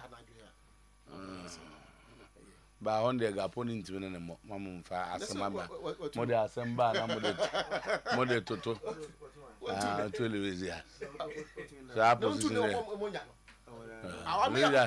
Louis has his pride, yeah, and you got pony on Gono. Babo Yanko, your baby, no, they have a preconium. Okay, and I say a Bayport manager, Kumasi, event sample. Bonds over Kaya, Bayport manager, Madame for no, we refilling the Nibu for me power. Aye, and yet Collins. No, where they were a suffocate watching the airport. And they Sofo Kebuachi AK Chief Okumasi Airport. Otako Airport or airport what the own tank over for myself. And then with the airport. And I be port manager and Indiano. Tifadi and also when the born and was Shake I say Madam Obaha Madam Judith of Judiat Clothing. Shake I listen to the mammy. But I didn't tell about a time. Why did you be bravo? Why did you be bravo? Madam Terry of Anumaso Kama Junction. And I shake I say and then I would die. Young boy. Born as him see a American Ninja, assisted by Kwame Poku, destroys the 5 Shalom Masters to lift the President Cup for Kotoko for the 9th time. Usana Brazil film near Susano. 5 Shadow Masters. 5 Shadow Masters. We have 4 Shadow Masters. Didi, Najau, Gazari, Kobipaka. 4 Shadow Masters. Omuneba. It is here. You are the Abano. Who don't want to say, what did you say? What was it? What did you say? What was it? It didn't ever shed it in every 4 Charlie Masters. 4 Charlie Masters. No Masters. That's a buzi. Buzi. Jan had his afford. Charity. It's a dear. Come you here. One was in Tanto Tatuo. Was in Tanto Paka. What do you Kotoko Tatuo? Let it can say. Didi man welcome. Now so as is Yakoshiano. Yana Kasa. You really was a play my club when you're successful. You play. So the can say the Jiboke. Say Obaya Granada, Casabet home. What's up, Granfee? Nigerian Timudia. Never go, Mazovaka. Silent Joseph. If you ever pay and say, Didi, obey the Salim Masters. Salim Masters. 1974 film. 1974. Thank you. That's Master. Tilong, Master. Tai Tichong. Alexander Fouché. Mark Tohin. Memphis. That's the 5 Shadow Masters.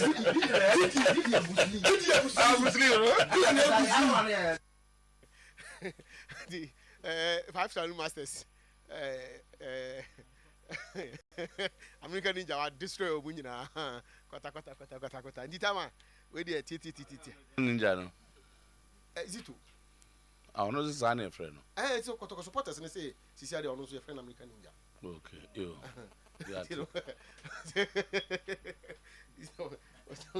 Also here man need come Ntino. Your remontada was very strong. When we go to Africa, this is the way we want to conquer Africa. You have given us joy as you did at the University of Ghana Stadium. Let this be the beginning. Together we can raise this club again. Kotoko supporter Honorable Kofi Adams to us and presented 10,000 CDs for beating House of Folk. I'm wearing 2 hats, but one hat I'll put it aside. I'm not here as the Minister for Sports and Recreation, but I'm here as a fan of Kotoko. I have finished my ministerial role, so I have come here as part of the club to engage you. And for you to know that you have a lot of people behind you. You are not alone. You gave us joy today. You did one at the University of Ghana Stadium not too long ago, and you have repeated another in Accra. It shows your strength. Your comeback today was so solid. I was telling the regional minister as we started with the president that this game was going to produce 3 goals, and that all the goals will enter at the net to the independent side and not at the other net. So when we ended the first half and it was 1-0 against us, I told him we were winning because we would score 2 goals. That was what I told you, and it happened. But you made it. Your comeback was strong. It tells you that the continent that we are going to, when we go with this kind of spirit, we will conquer everything. This is just the beginning. We have the potential. I can tell you, the celebration you are getting, you will get even more of it.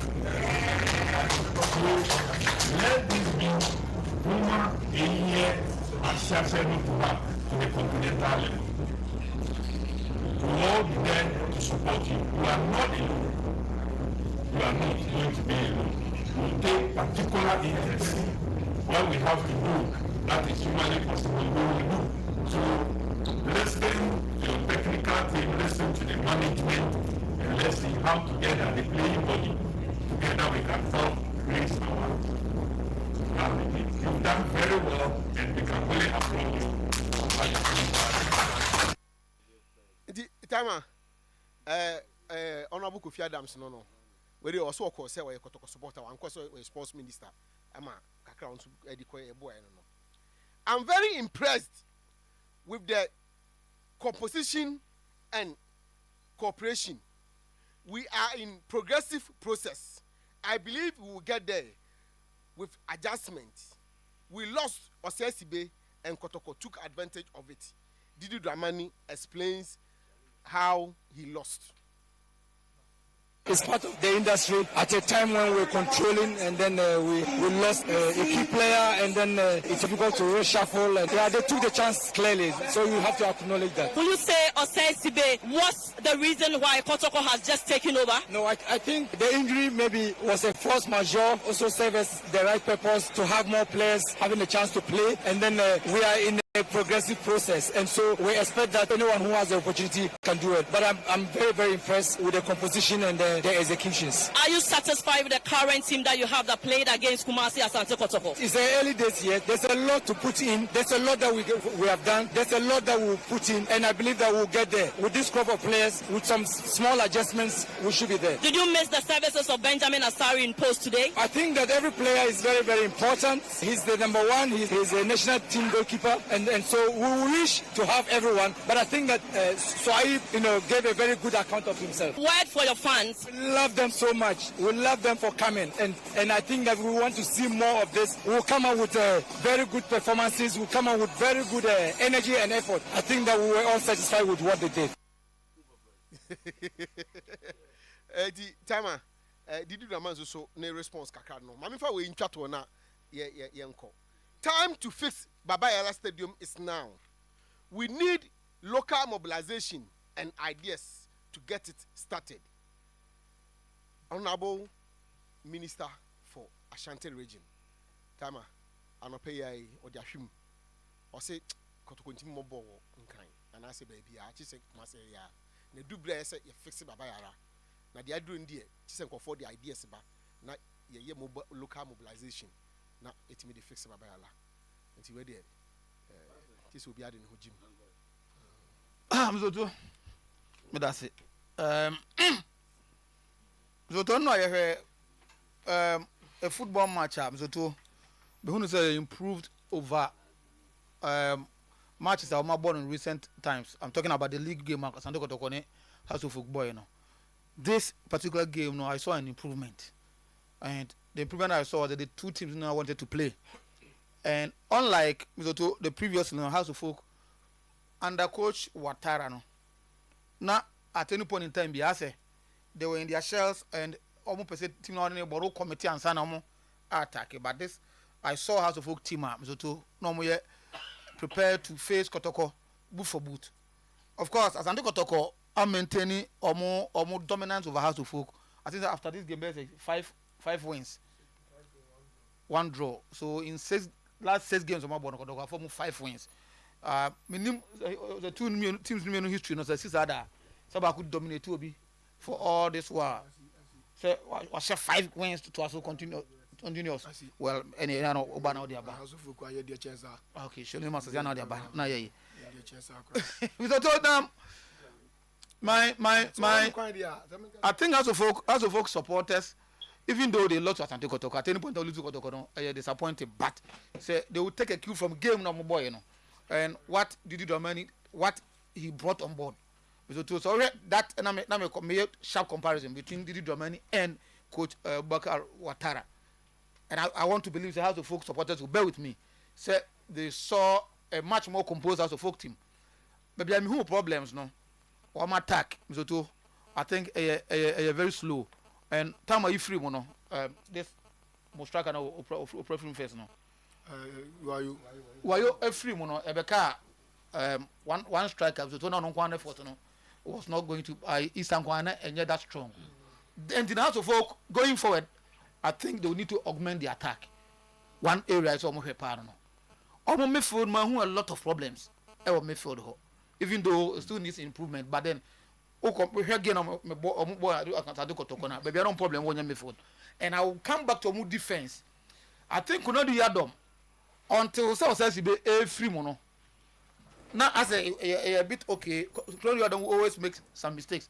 But say to be free mono upon Fanny buy, you know. As a me put the same, you know, the difference between the two central defenders, no, and no create a lot of difficulties for them. And I think say, at that point also House of Folk will have to look at that, you know. But I'm who kotoko the end say Mr. Kotoko no. Omo me for kotoko ya me for ni ya. Omo attack no there. When you give them the supplies, Mr. Tombe say you know.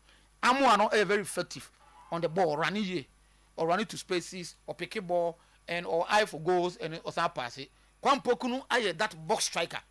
Opposition home very well at baby or expecting the supplies, they supply the bar. Kwampoku finish. So we are the first half of House of Folk dominating game, no. Now Kwampoku like not only game no, because we're not getting that supply. Now Kotoko Bedford no ain't been pushes her.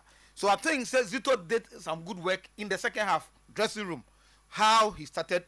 He spoke to the players. You know, they started playing like now they are ready to compete with House of Folk. One thing that I don't understand, did there some second half? So now say, or no go back to the shells. One thing Kotoko to come, no, I take advantage of them. And my Kotoko bag game no.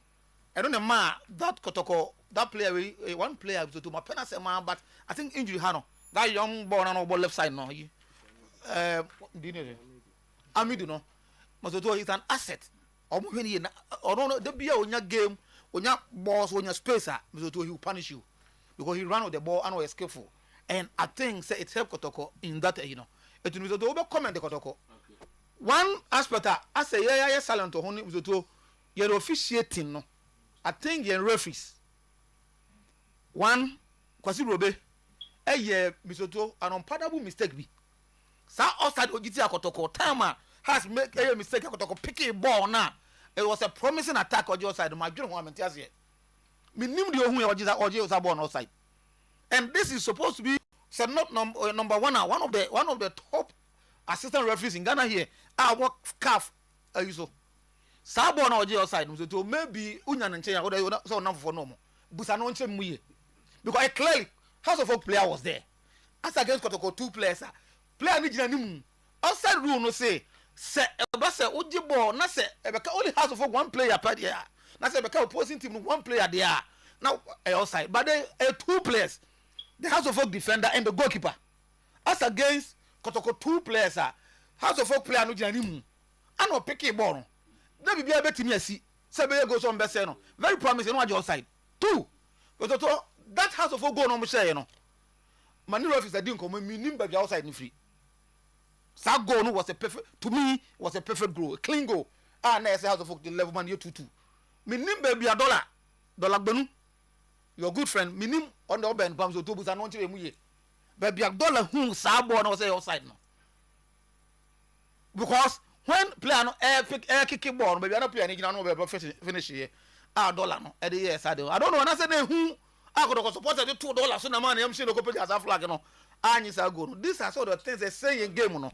So I think it's when you sign a money floor, we watch a very beautiful goal. Say if these coaches can continue to play like this, we go places. I think that's a main purpose. I mean from Chima. Come on, you are no baby. So be any other baby. Okay. Can you can you two be out there? What kind of? Yeah, no effort. So can be a good trim, but what kind of?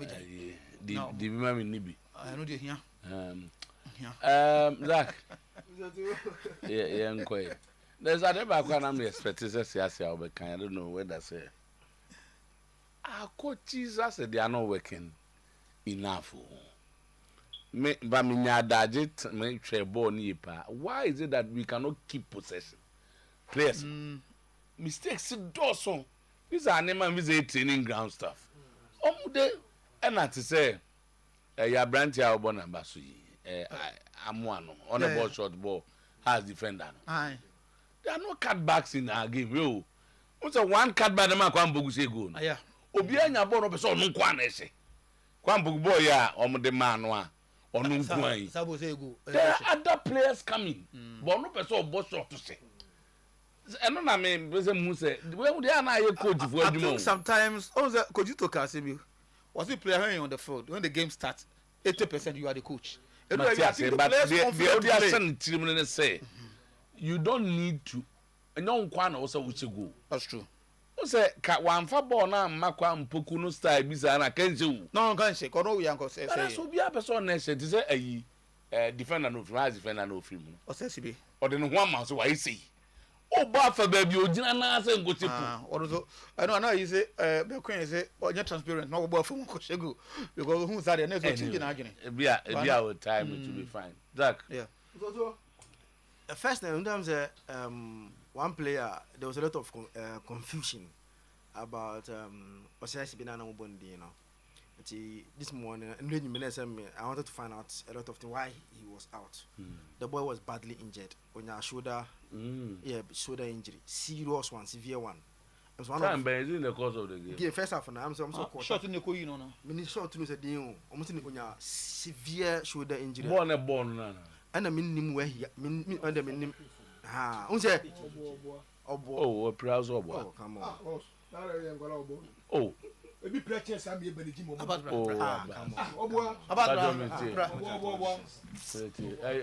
one. Lodo. Eti Andra, the boy ball no ball just mini no information okuta na no kre 1 minute oboa betima kana video so me nka say nye no kre ball aye ball no e bi pyramid pa ye beneji am ye mu je ye de ball so wonim de na we just dressing no omo ne kaya go ji we na so omo ball no ball we nsem ye titi ye nyina be de dis de ti ye no kre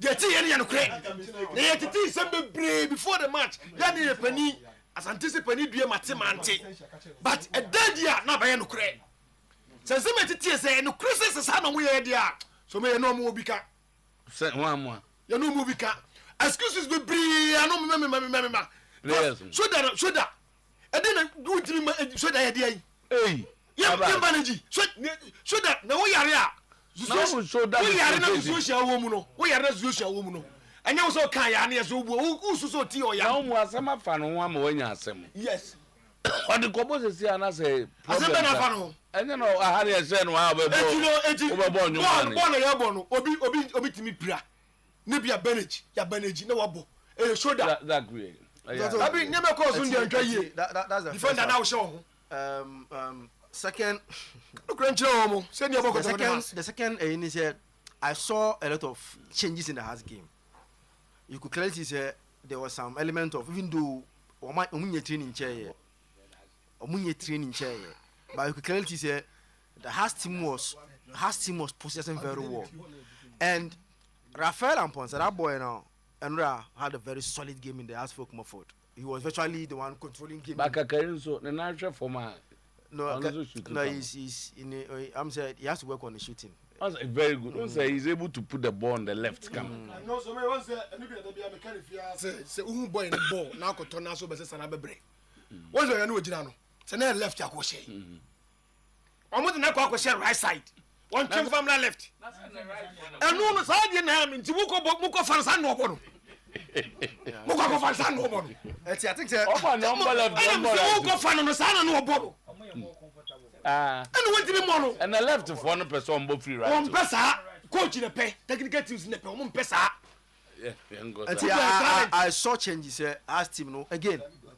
Me say Hamza. Look left for a very long time. Hamza Hamza na oba si na yehunu no. For the first time I saw Hamza coming down, picking the balls, running with the defenders. Hamza was eba game no pandra unse lately na and the form na article ba andra menim what system na ase bona he was able to play very well and the game you know even though didn't enter team in chair but you could clearly see signs he's trying to put his handwriting on the house folk team first half no game no was very good they were playing very well on boni the first half struggle virtually because coach you know me nim the na bokobo sa system no because one so bo set ene entry mo foda team bia be hyew team bia be dominate because one these two guys lack physicality omo nya obi enu a oboka kwache ball na ba but say these are two guys that ball no to mo na no they pass very well but ball no to mo na mo a they are off it's another the column midfield in the first half no two boys in the you know they struggled a lot. Then he brought in Joe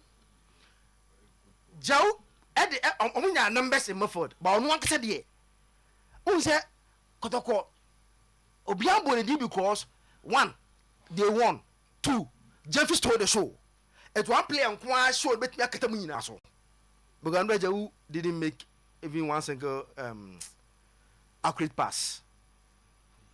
And but like he struggled and na Joe no boss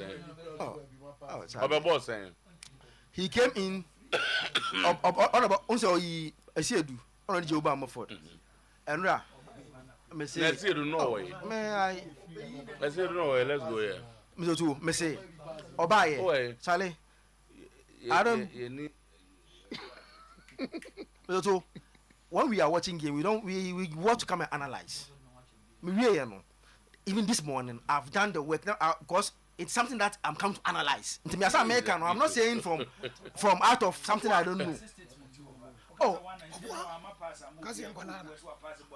Me say just go Mama I've given you the assignment again. Got the ball we watch me who Joe our pass a ball to Manolenchi which is an accurate pass.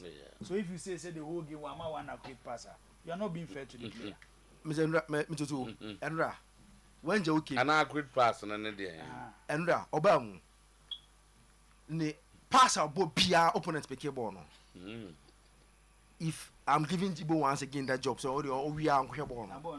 But ball no once again we say Obiambo ni di because once again entry ball na especially second half boy no ekata obi aso enti now kayampa first half no oba the first three ball na the chance for no na say boy you ko shey tagito boy ya you ko ye di ongo ibai amidu akwanya jawu na the pass man ball no baby who gave the ball to who gave the ball to amidu akwa who baby amidu pick ball no of a ball from where you go you me say ball no enya hwe no jago de ko anim obaye in the first half in the first three ball nyad or the chance for no second half still he struggled but he's just like say Kotoko won and entry was exceptional yesterday but he was better than guy no be brave guy man yes you let's say do the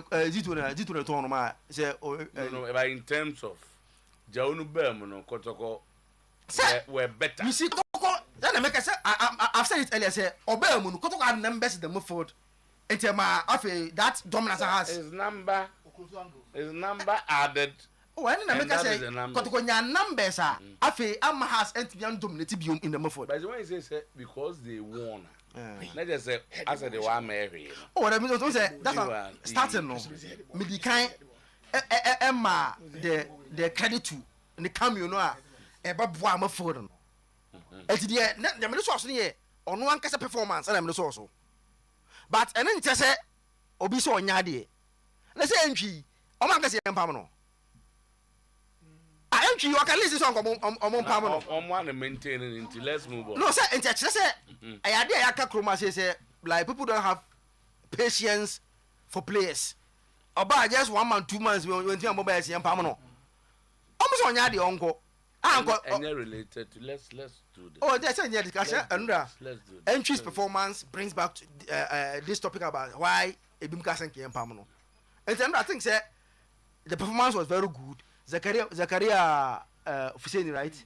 And that was exceptional on a Samba partnership on Andra. I think he shows a leg in Obache. But the long passes were too much. Yeah. I think who said I had the answer to Kotokonan Casano. Something that Zito work on it.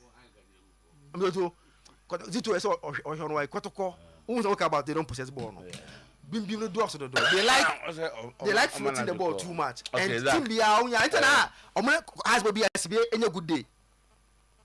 But Minku, I have a certain reservation about the way as been defend you. Bob, you're about to throw. And that's how too. Safety first. No, but what? I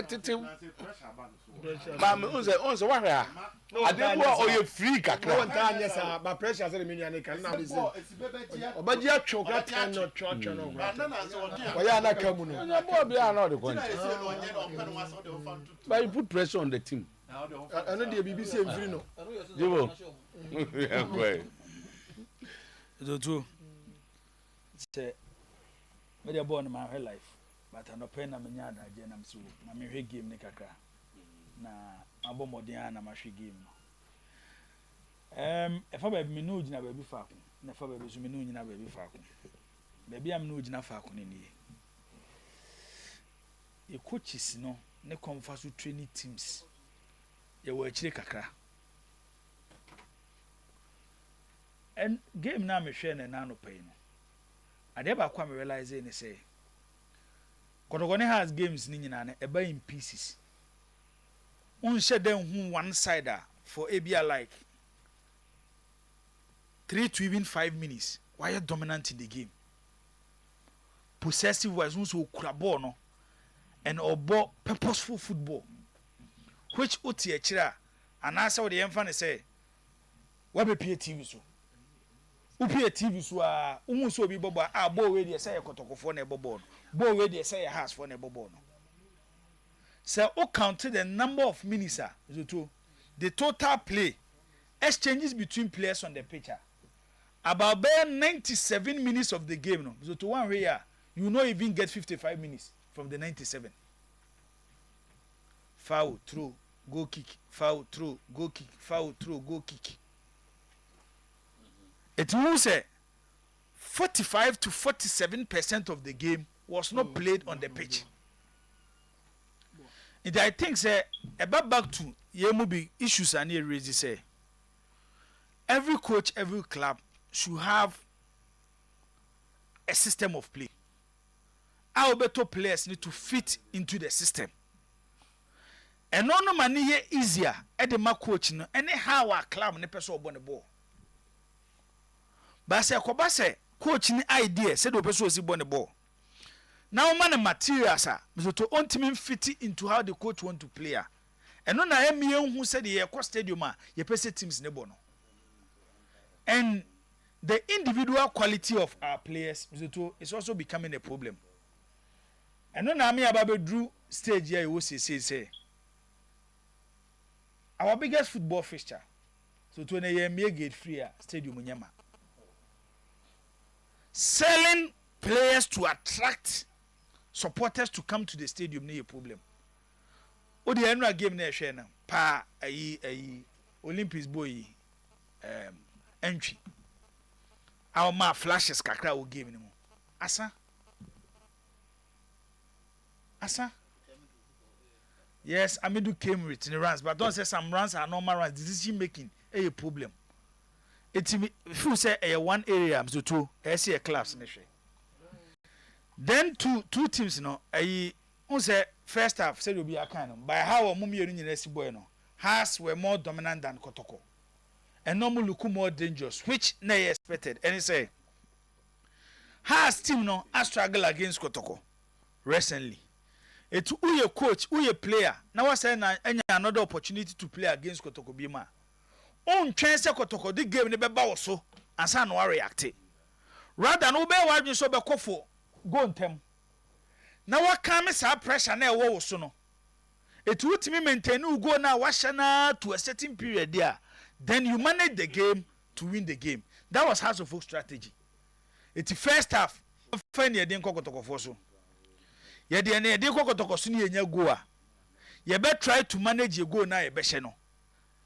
Because see ye trauma kotoko be hye ebiem a, so it becomes a problem. Then ye real first half no.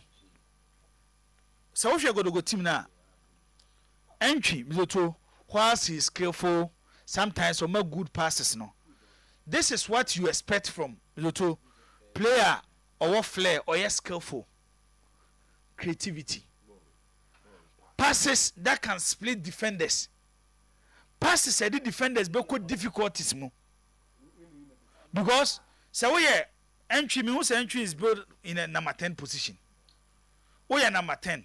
Skillful. You can easily take on players. A quite offers to take you on players no.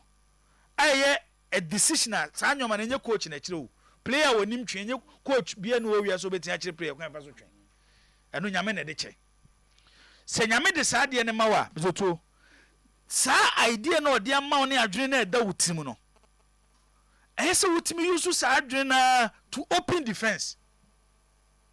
But no de ene drum be a coach be mu kakra because player bi kwa na no ho pre no. Eti say no wo hwe game ni carefully a. Whilst he was doing sa nyoma ni nyina no, one thing na like how to punish the House of Folk defense. It's also one area I'm expecting Zito to do it. Has team like creativity, Zoto. Na Abbas can't say me. Abbas and the ball no coaches no or Makwa who say. Baby I go post this no. See a ball any more 3. Send the Pami and San. 3 age any morning in from attackers. Eso be at me go. Kanena near Bobo no number 7 and number 11 no more cross so the master striker should go. Say so strikers no. Say atete strikers ne sa nyoma na bi ni hobiem. Etine ye ball from the wings, whether from the right or from the left. Who your goal scorer? Eso otimi should go. Baby a goal post ni susi no. So be a left footed now the ne ball as number 11 na. The obey ni so obe cross so. But so Katina, the moment obe Katina no. Or ball from the left no a left footed or Katina no a right footed or advantage to shoot to the goal post. I'm a ball not shed than Obi left footed because the back cross expecting the striker to head. It's Martin Kakaria seminar Okano. I think Martin Kakarina as a player Zoto should find time to work on his shooting. Because any game when kwa what they your ball last season le kotokone has ukruma. Onya the same opportunity chance. You hu ya ni boom na ball that supporters nim. Senior man striker. Yeah, discussion. You say 3 no they accept baba. 7 years no the same. 7 years. Saka, yeah. Abo street is Asheda. Also afabo Vinfi si akwakosheda. Saka, Oshe. And also. Enye Vinfi. Oshe yes and also. Ba omo ben Vinfi Oshe. And no Jesus Saka timi fa ko fa twemba se ya. No be sha eme so prep se eno ye. Oh no, obo left. Obo left. I'm the boss. No, the boss no timi ye. It will be timi anya eno just one anya. And if first position goes to also. Kakari obo straight. Obo street. Kakari street. There almost street. Obo street. Almost street. One ringer. And Omar ga ke no mto. Me, Bizoto. I was the ball not to the left. I was drive. And call the 2 left like any problem. Now the aka is shooting. One say Kakaribo on it say Kakaribo on it say me Kakaribo asekem. Say Mobakaya, I was the Kotokoni asekem. I was the first person betting aka say Makumbo Ibu asekem. Na Kotoko 4 Cranton. Kakaribo on that say line of Messi. Messi wo Barcelona no. So to onye central. Near ball line of Messi from the right side. Then no akatin. Because or skillful ball ne than nano a difficult so beje ball ne free nano. It's Kakari ball na obono. Kakari is not a central player. Kakari nyo obi okuta ball to 20 ho den say obetimi move through me for the some way. It's Debiano, you need to create space for him, especially from the wings. It's because you do second half no. The ma Kodogo changes no. Bizoto. Na Mazak make here na want to no. Bizoto. Sometimes the players be back for BB. Share. Zach, this is the ball that call result to in the Kodogo first goal. No. Player pick the second ball. Edge Oni. And no pass a ball no man Peter Miduakwa. Say Obai, yes, because my raising questions about the quality. And say Obed say a very good player. But Obaya they will give him. They are not going to call lucky in the first half a player to occupy the spaces and pick the second balls. Especially as a house, we need a midfield first ball now. player obeko akọ winning the second ball from the House of Folk player. The second ball no winning no. And this pass na Martin Amidu ko boy na Mzoto the first goal ne ba ye no. But me wie nyina no House of Folk Mzoto has entimi nko another season with Kunedu Yadom and was SCB. Untimi mfa 2 defenders am Mzoto. Omo bought 3 games etwa so a. Omo mistakes a omo be ye no Mzoto. E kate omo good e omo abonyina. 2 center backs Mzoto omo ye prone to mistakes. Me feel say SCB the potential no wo. But he's not being coached well. Obehunu akwa club akwa na supporters bo mo se ma no. How occupy spaces kwam Mzoto nyefe. Hwe go na ayi amoa e de share house e Baba Yara Sports Stadium no. Baby abo ni free. And that has been House of Folk defenders no problem. Anytime be ababo long ball bia mbekwa ko chesi bia no. Either Kunedu Yadom or SSB problem. Hwe bo na Kamara boy no. Mzoto hwe o de hwe bo baby a Kamara bo ni free. Na hwe Kunedu Yadom. It actually say how almost really even the ball a problem. It has a folk who need one good center back to partner be omu back but omu mienu there especially obo against obi to say ayi amu anam Mzoto onso ye petre o ye sa strikers no ma wonyi wa ho me ne sa nyoma no eti ye wie no de be wie ni say de ehun ye no eye say transfer window no Mzoto e ma na wie ye kotoko de ye be jeje omu by the African standard. I think they need to do more with their signings if they want to make an impact in Africa. I think they need to add more quality to the team. 1, they will need a center forward. 2, they will need a central midfielder that will dominant. They will need a central midfielder that will dominant. For defensive need there, so Omato Adabono. But Kotoko will need a striker.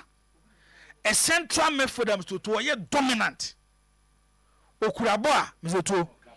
Ye Okuraboa pressure kono so a onim how to obe free pressure maba. Eti omonya side for House of Folk dem Mzoto. Omo team no omo hia signings. Has we need a striker. Has we need wingers. Has we here a defensive midfielder. The fullbacks are weak, and House of Folk will need a center back. House of Folk will need a goalkeeper. Your league here, me na say born in league. No na Ghana clubs and Mzoto a problem I want to know, especially the big clubs. Born na ye bonya Ghana nkwa na ebobo. Ye mobo Ghana nkwa. Do to player, men ka say Ghana league mu nkwa na wo. Okay. Zoben. Mzoto. Na ade na president Sambo na kan aso ni no. They've not also acknowledging the quality. I don't know the income, but I don't know so Ghana ni. Yeah. Do you know that I don't know any black was acknowledging the quality. Of Samba say we TV, we now stadium until and Obusa, Miss Ansam say we go free, Bobo pa. No, this is Niniano.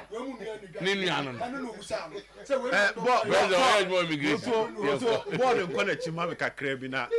Trivella na de me beka na nkofonti ase no. Yeah. Trivella no Jaubo akusisia. Jaubo on the nechi no. Ti born or the born in flu mamena. I said Jau hype na me ye do to any calm control na nechi no. Trivella no. And a su ho no. I know the upgrade pass money. There are very Trivella ni here me. The nechi na 2 upgrade passes. The nechi no di chabo ni say no. Oh. Trivella na ye dwuma si etimile. Doto Kojo set so kan kojo zubi. Kojo set. Zabi o pass o mu so. O mu ne pass. So tu o ja bo tre. Zubi. Dem so mu fanto for. Dem o ka Zubi. And pass o bo set. Zubi ja bo tre. Debi one ese abon o we no late. Born ese bi nya bo tre. Set kwajo ye 2 training session. 2 pel. Now, about 77 minutes. I'm out for watch it out. You be moving from triangle 3 to diamond 4 and chakra. Yeah, on say and rano. Saturday number can say me dim common coach in person be strategy. Then be can say on person be mano sa pressure no. Intije who will definitely come from the bench. But me to adabo bana obano. Adabo bana obano. Adabo ba be jina base ho. Ede ama eye asante koroko. Na Zubi awo left. Na Jewu awo right. Na entry jina 10. Ewo a middle 4. Inti and we have can watch them later. But me to one thing working on passes. Very necessary. The two teams need to work on. Second thing, working on their set pieces. No two, working on their set piece. And also a back on. Third thing, the present structure of both teams. No two, omutima defender jebo no piano back on, no piano mienu, na defend a piano neba, na defend a piano neba.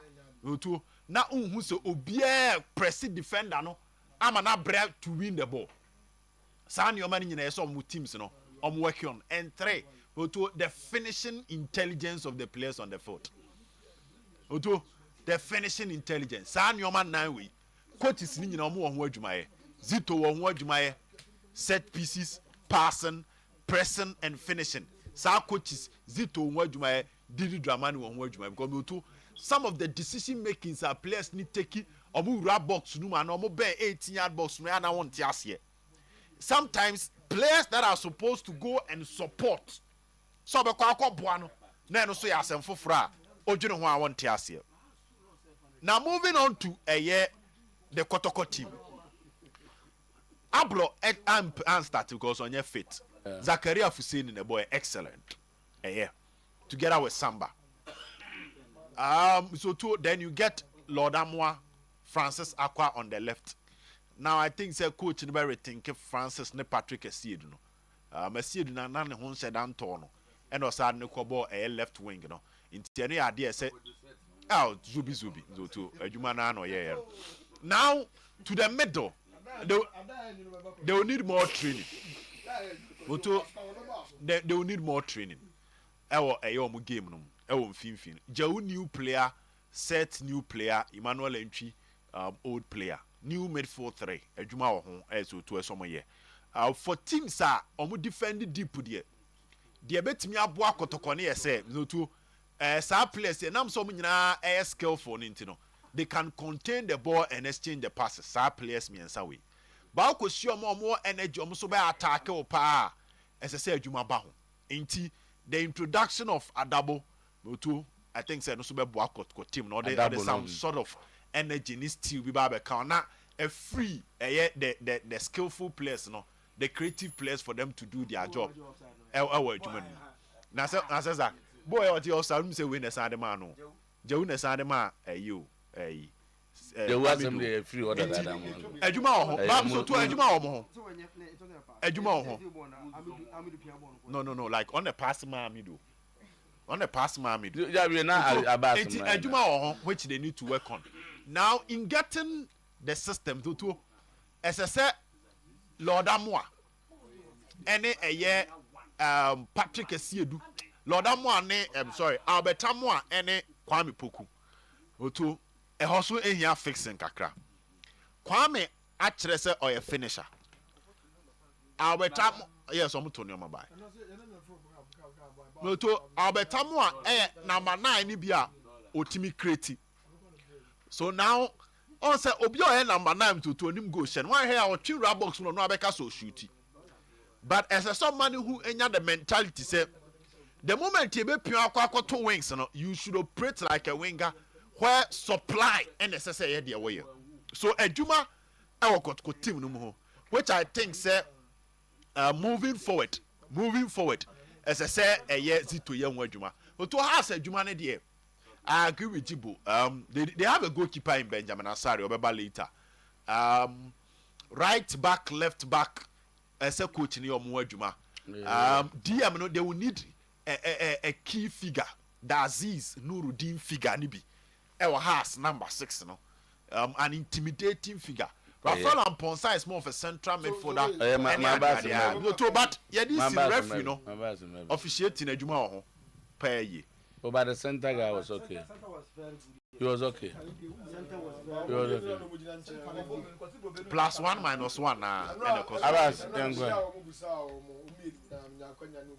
so after game, I'm not saying what you say.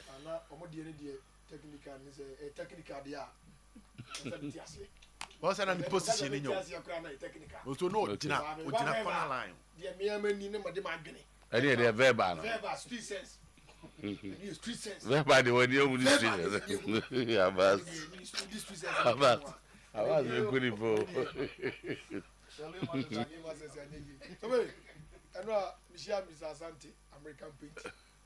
Okay, yeah, I'm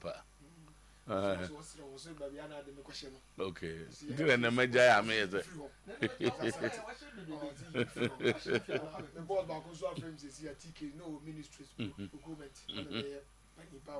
Okay. Okay.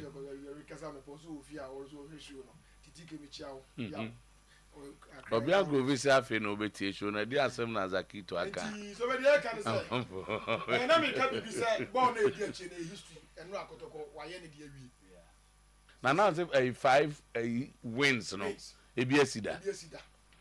You are going to Kotoko from 1996 to 1999. The number of matches. Yes, matches. Kotoko shared that three seasons. Kotoko Nipian for record.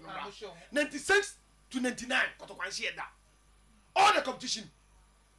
95, Kotoko share Chroma 2-1. 95.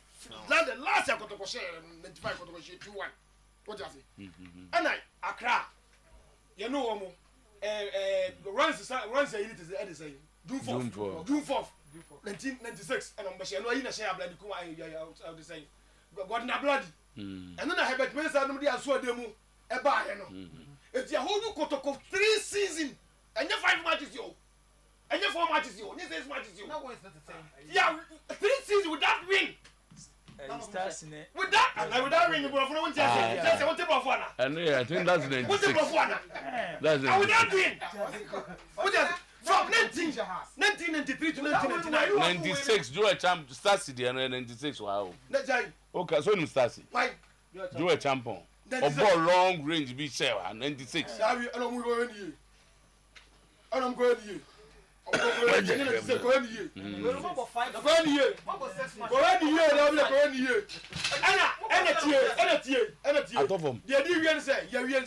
from 1978, 78, yes, share Kotoko 5 times, 1 season.